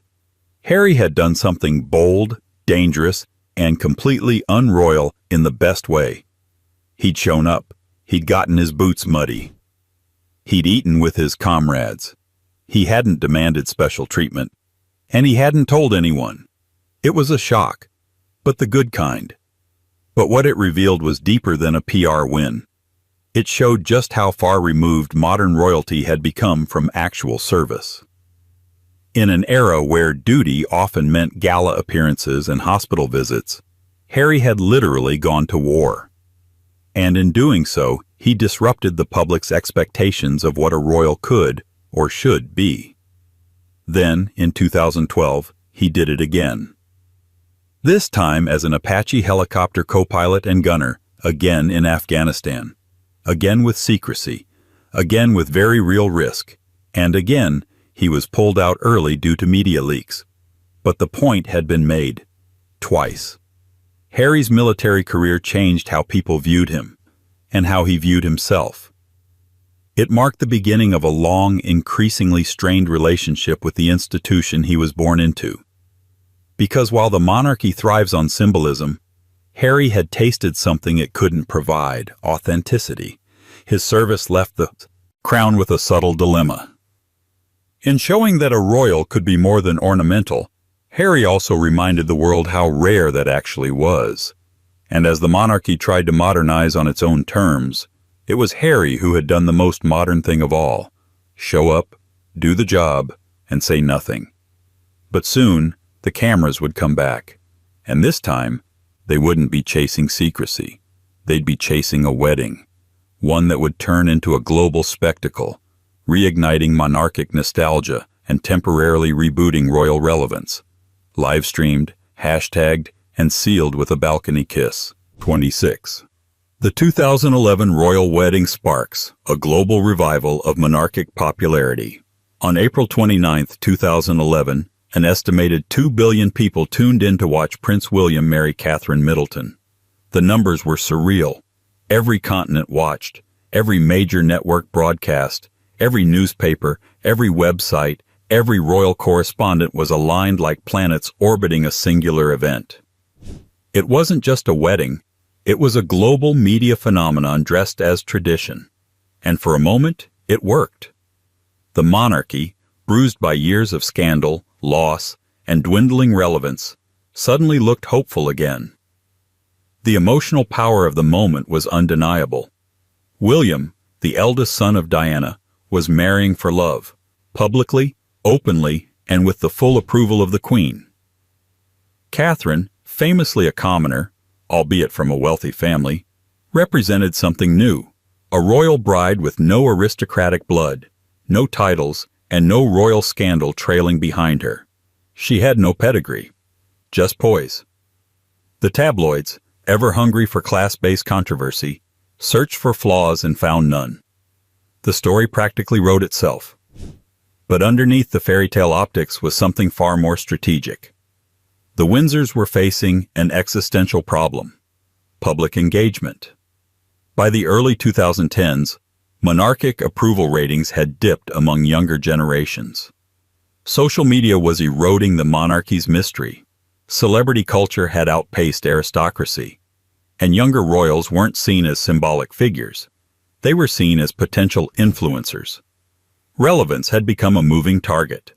William and Catherine's wedding, then, became a kind of brand reset, a high-production reintroduction of the monarchy as accessible, elegant, and globally resonant. The couple looked relatable, smiling, slightly nervous, clearly in love. William in his red Irish Guards uniform, Catherine in her now iconic Alexander McQueen gown. The ceremony at Westminster Abbey was laced with royal tradition but streamlined for modern tastes. Even the Queen looked pleased. The press loved it. Tourists flooded London. Merchandise exploded. Mugs, tea towels, commemorative coins. Social media turned the event into a real-time cultural moment. For many viewers, especially those who had grown up watching Diana's tragic story, the wedding felt like a narrative correction, a second chance for royal love to succeed without implosion. But the real success of the event wasn't just emotional. It was institutional. The monarchy had managed to take a deeply private commitment and turn it into a global advertisement for continuity. It didn't matter that the couple would live in renovated royal apartments or that security costs ran into the tens of millions. What mattered was the illusion of simplicity. The message was clear. The monarchy could evolve without collapsing. Catherine, for her part, handled the transition into royal life with tactical brilliance. No scandals, no missteps, just carefully managed appearances, charitable initiatives, and a wardrobe that sparked daily headlines. She wasn't just joining the firm, she was rebranding it. The monarchy basked in the glow. Approval ratings rose. A new generation began to see the royals not as dusty relics, but as aspirational figures, glamorous yet grounded. But even as the cameras cut away from the balcony kiss and the world returned to normal, something unexpected was coming. Because just 1 year later, the monarchy would do something no one saw coming.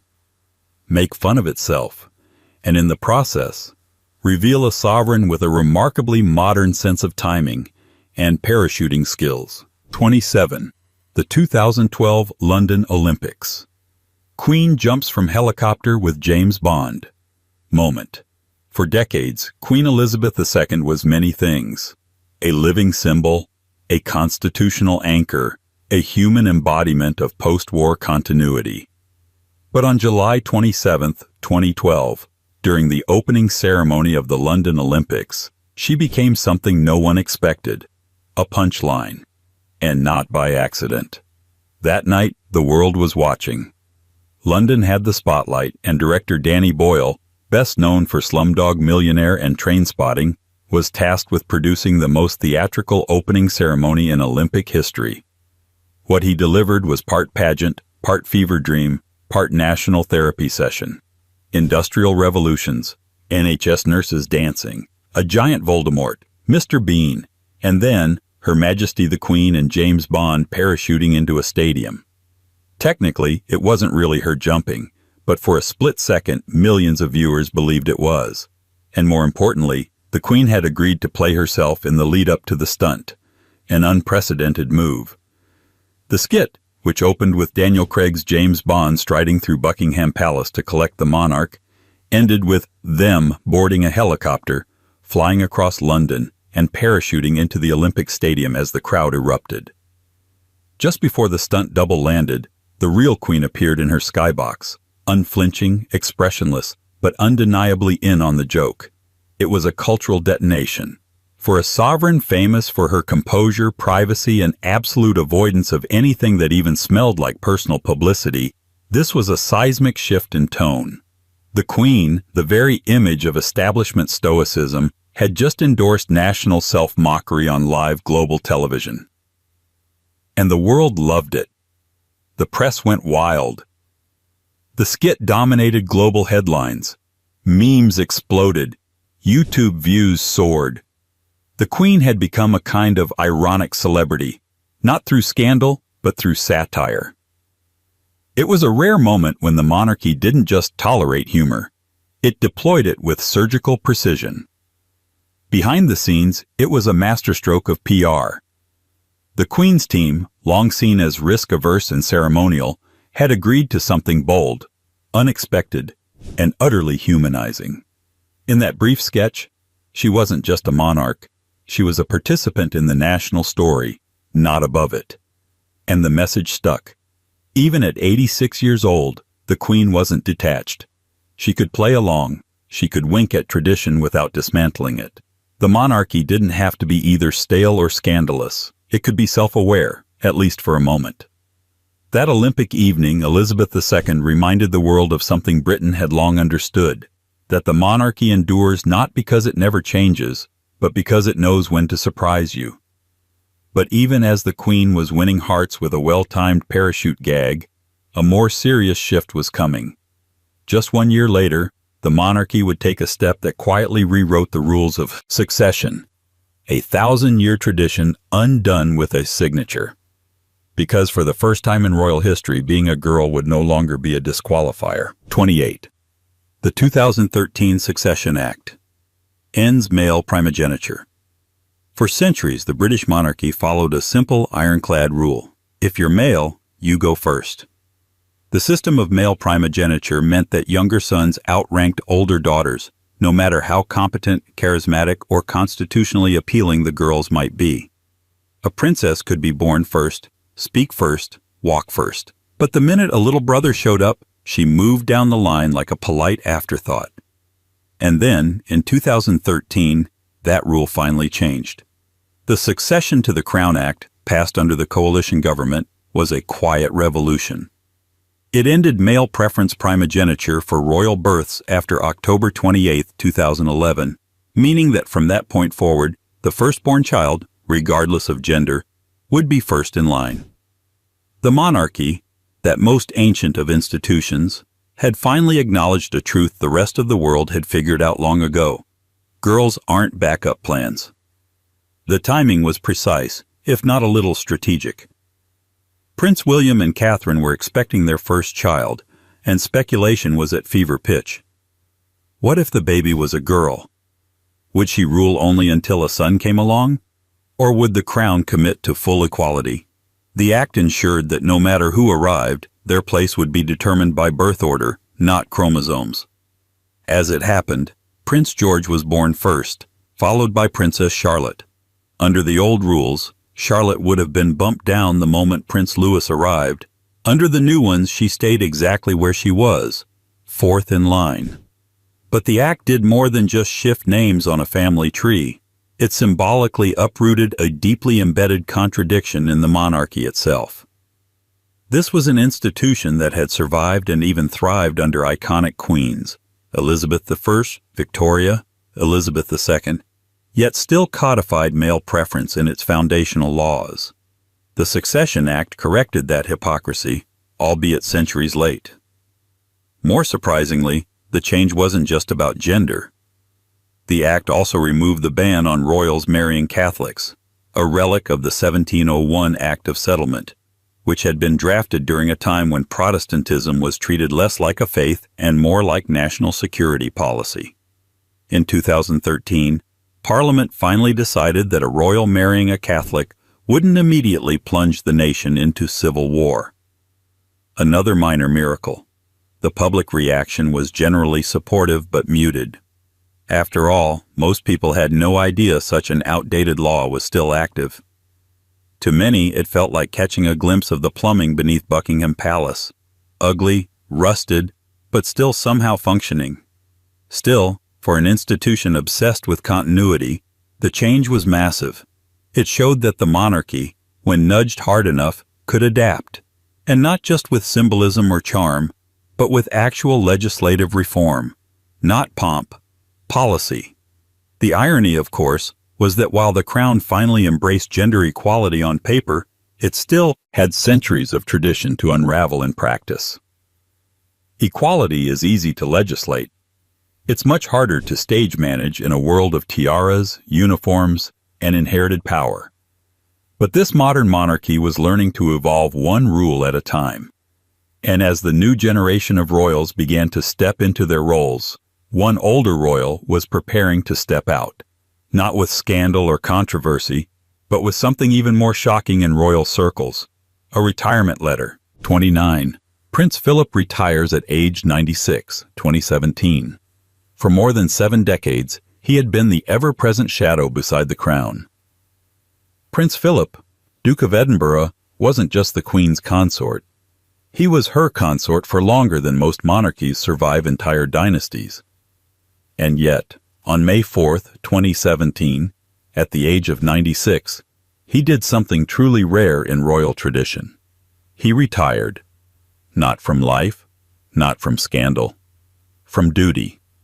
The announcement came in classic royal fashion, vague, formal, and a little stiff.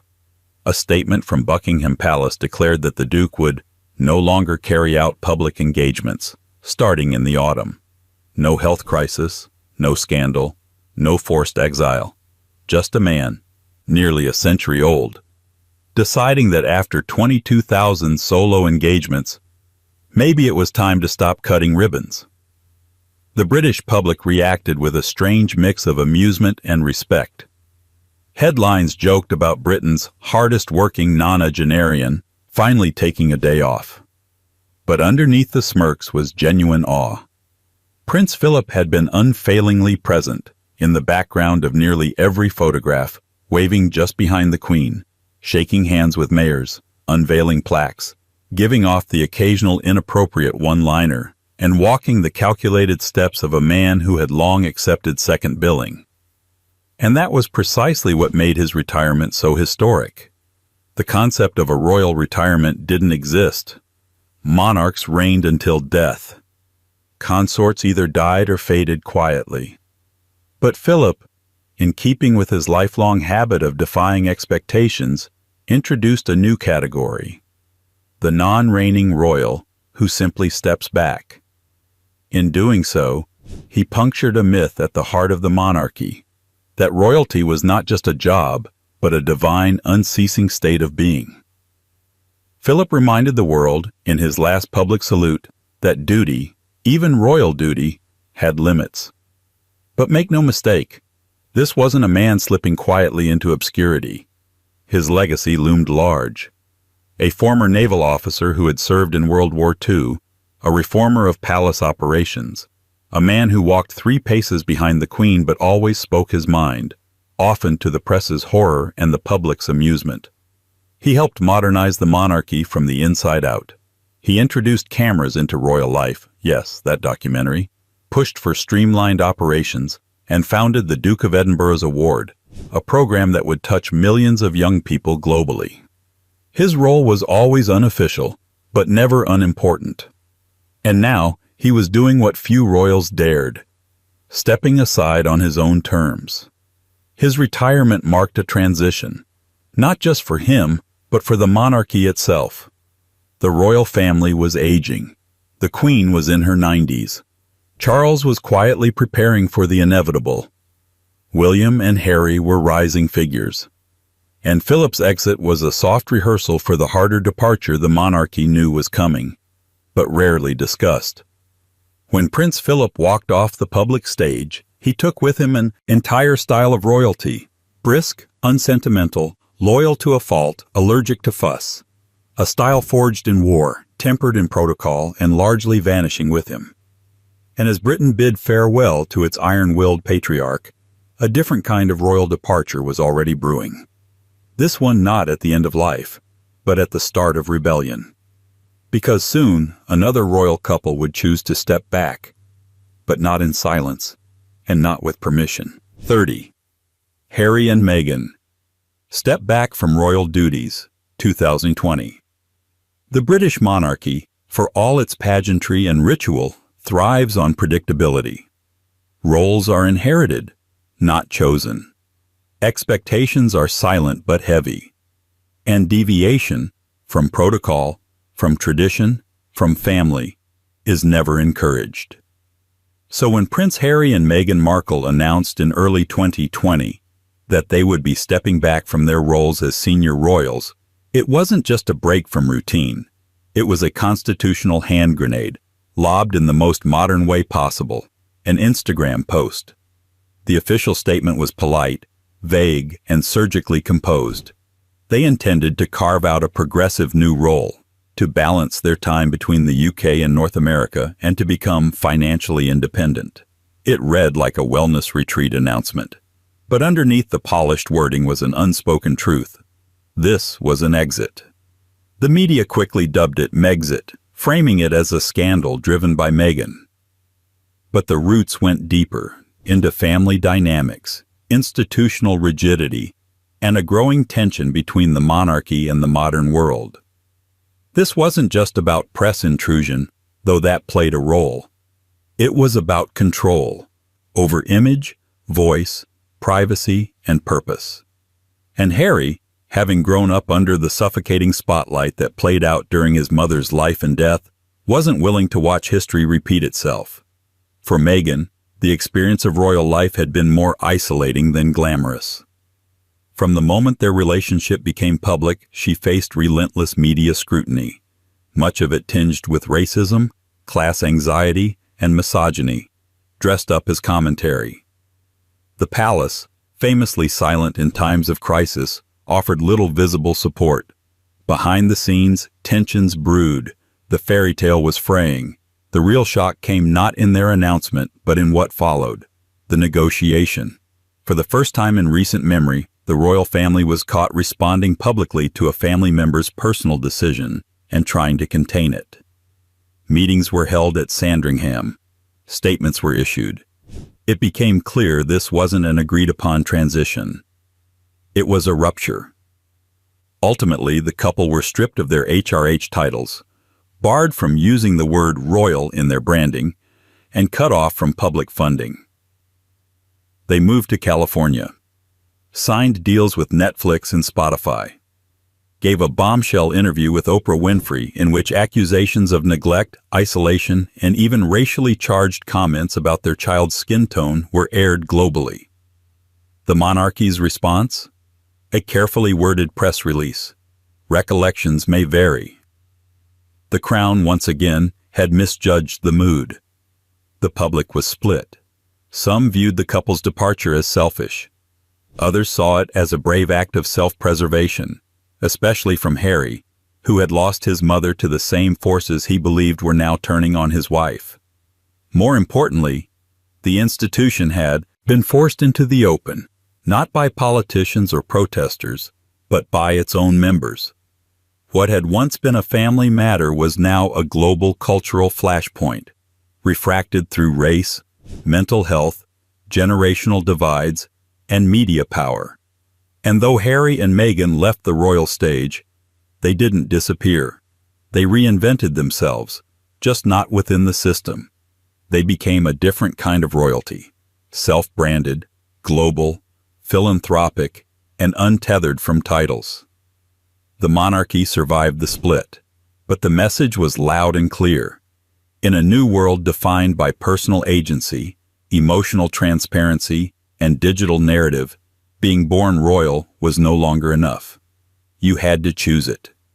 And just as the institution reeled from that choice, the world was about to be gripped by something far larger, a crisis that halted everything, silenced crowds, shuttered palaces, and demanded the Queen re-emerge not as a ruler, but as a voice in the void. 31. The Queen makes a rare public broadcast. During COVID, 2020.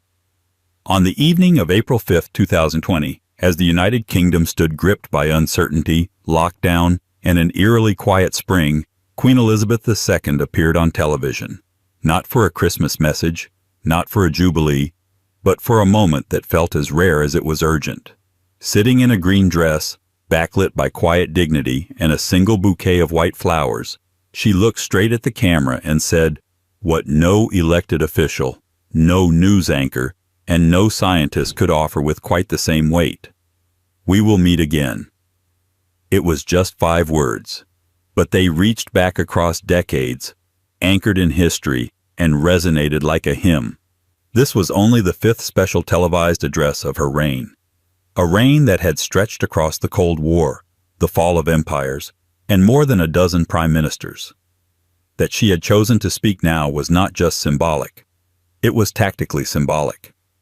The world was paused. Streets were empty. Hospitals were full. The daily briefings offered graphs, restrictions, statistics, but no sense of national soul. And so, in that vacuum, the monarch stepped forward, not to rule, but to reassure. The moment was striking not because of drama, but because of its restraint. There were no grand proclamations, no platitudes about heroism, just a carefully measured voice, steady, calm, and laced with the kind of moral authority that no election can manufacture. She referenced her own wartime childhood, invoking memories of her first radio broadcast during World War II, when she and her sister Margaret spoke to evacuated children. That historical echo was deliberate. It reminded the public, without needing to say it directly, that this wasn't the first time Britain had been scared, or separated, or unsure of the future. The Queen wasn't offering a plan, she was offering perspective. And it landed. Millions tuned in. Social media, typically hostile to anything vaguely institutional, reacted with surprising softness. Even Republicans had to admit the moment had weight. The Queen had done what few could. She had shown up at exactly the right time, with exactly the right tone. Behind the camera, of course, things were less composed. The royal family, like the rest of the country, was in logistical disarray. Public engagements were canceled. Palaces were shuttered. Prince Charles had tested positive for COVID and recovered. Prince Andrew was, politely, nowhere to be seen. And Harry and Meghan had already relocated to California. The monarchy, famously choreographed, was now operating through webcams and contingency plans. But in that single speech, Elizabeth reasserted something crucial. That monarchy, in its best moments, wasn't about power or law. It was about symbolic constancy. When everything else vanished, routine, contact, certainty, the image of a queen still showing up, still saying something calmly human, carried weight beyond any constitutional document. And when she said, "We will meet again," she was quoting Vera Lynn, the wartime singer who had kept spirits afloat when bombs fell over Britain. It was a callback, a comfort, a promise. Still, no amount of televised composure could hold off what was coming next. Because in 2022, after 70 years of reign, Britain faced the moment it had quietly dreaded and carefully avoided for decades. The day the Queen herself would not return. 32. The death of Queen Elizabeth II after a 70-year reign, 2022. On the afternoon of September 8, 2022, the British public noticed something unusual. News anchors changed into dark clothing. The royal website went quiet. Parliamentarians were suddenly being handed notes. The phrase "under medical supervision" began to echo across headlines, followed quickly by an ominous, carefully worded update. The Queen died peacefully at Balmoral this afternoon. And with that single sentence, an era ended. Elizabeth II, the longest reigning monarch in British history, and, for most people alive, the only one they had ever known, was gone. A reign that had begun in 1952 with trembling youth and post-war rationing had ended in 2022, in the digital age of memes, climate anxiety, and Zoom diplomacy. She had outlasted 15 prime ministers, 14 U.S. presidents, and more cultural upheavals than any single institution should reasonably survive. Her passing wasn't a surprise. She was 96. Her health had been declining and public appearances had become rare. Yet when the news came, it struck like a thunderclap, because you don't prepare for the death of a constant. The Queen had been a kind of national furniture, present in currency, stamps, schoolroom portraits, legal oaths, and national holidays. Her image was omnipresent not because it demanded attention, but because it simply was. And now, she wasn't. What followed was a ritual avalanche, carefully rehearsed over decades, yet surreal in real time. Operation London Bridge, the code name for the post-death protocol, was activated with military precision. Within hours, flags were at half-mast, mourning bands appeared, bells tolled 96 times. The BBC cleared its entire schedule, and across Britain and the Commonwealth, a kind of suspended animation took hold. People queued for hours, some for days, to view her coffin lying in state at Westminster Hall. Mourners camped on pavements. Strangers cried in silence. Tourists who had stumbled into history tried to make sense of it through their phone cameras. It was not mass hysteria. It was collective calibration. The machinery of monarchy, grief, and tradition moved in perfect, eerie unison. What stood out in the coverage wasn't just the volume of it, but the tone. It wasn't sycophantic. It was sober. Even critics acknowledge the historical weight of the moment. Elizabeth had been queen through Suez, through Thatcher, through Brexit and Diana, and COVID, and everything in between. She had never been a radical, never a reformer, but she had been there, unfailingly, unblinkingly. And now the world was left to ask, what happens next? For decades, speculation about the post-Elizabeth monarchy had been whispered, delayed, pushed down the news cycle. But now, Charles was king, not in theory, not in waiting, but in title, in ceremony, in reality. And as the nation watched the transfer of power, it also watched for signs of direction. What would the monarchy look like without its human anchor? Could Charles, after decades in the royal waiting room, carry the weight of something so defined by someone else? One thing was certain. The Queen was gone, but the institution remained, fragile, visible, moving forward by inertia, tradition, and necessity. And just months later, it would stage its next major performance. A coronation unlike any before it, one that reached beyond the Church of England and nodded, cautiously, toward a kingdom that no longer worshipped in unison. 33. King Charles III's coronation, featuring multi-faith participation, 2023. On May 6, 2023, Westminster Abbey once again hosted a royal coronation. But this time, something subtle and seismic unfolded beneath the layers of ancient ritual and gold-threaded robes. For the first time in over 1,000 years, the British coronation ceremony, a spectacle steeped in Christian liturgy, medieval precedent, and divine symbolism, featured multi-faith participation. In a monarchy where every gesture carries centuries of accumulated meaning, this wasn't just a nod to modernity. It was a departure from exclusivity, dressed in velvet and incense. King Charles III, long cast as a man waiting in his mother's shadow, finally took the crown, but not without leaving fingerprints on the occasion. The ceremony preserved all the expected elements: the anointing with holy oil, the orb, the scepter, the ancient coronation chair dating back to 1300. The grandeur remained intact. But alongside it, something new. Leaders from Jewish, Muslim, Hindu, Sikh, and Buddhist communities playing symbolic roles in a ritual that once claimed exclusivity to Anglicanism. Notably, after being crowned, Charles received greetings not only from the Archbishop of Canterbury, but also from representatives of other major religions. It wasn't a full liturgical rewrite.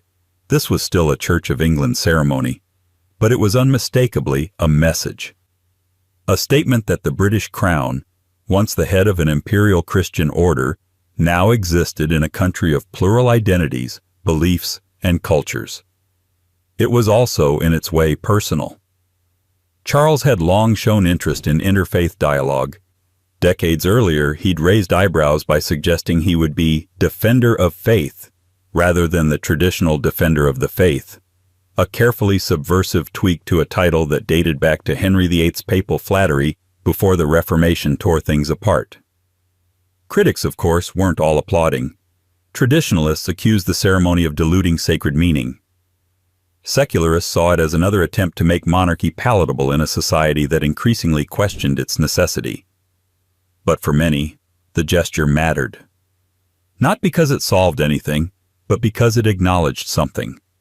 That Britain was no longer a monolith, and neither was the institution claiming to represent it. Visually, it was striking. Saffron robes near ermine capes, turbans near tiaras, an archbishop placing the crown, and other faith leaders offering blessings. It was both jarring and oddly elegant, like someone had taken the tangled history of the empire and tried, however symbolically, to stage a kind of peace offering. Charles didn't just inherit the crown, he inherited a monarchy in mid-metamorphosis, one that had spent the 20th century reacting to crisis, scandal, and shifting public attitudes. His coronation was less about cementing power and more about justifying its continuation. Because the question still lingers in the background, ceremonial or not. What is monarchy for now? If not empire, if not religion, if not divine right, what exactly is being defended? The coronation didn't answer that question, but it reframed it. It offered a glimpse of a monarchy trying to remain symbolic in a world that increasingly demands substance, a monarchy balancing crowns with conscience, tradition with tolerance. And as the music faded and the crown settled on Charles's head, the message was clear, not final, but deliberate. This is not the end of monarchy's story, but it may be the beginning of its rewrite.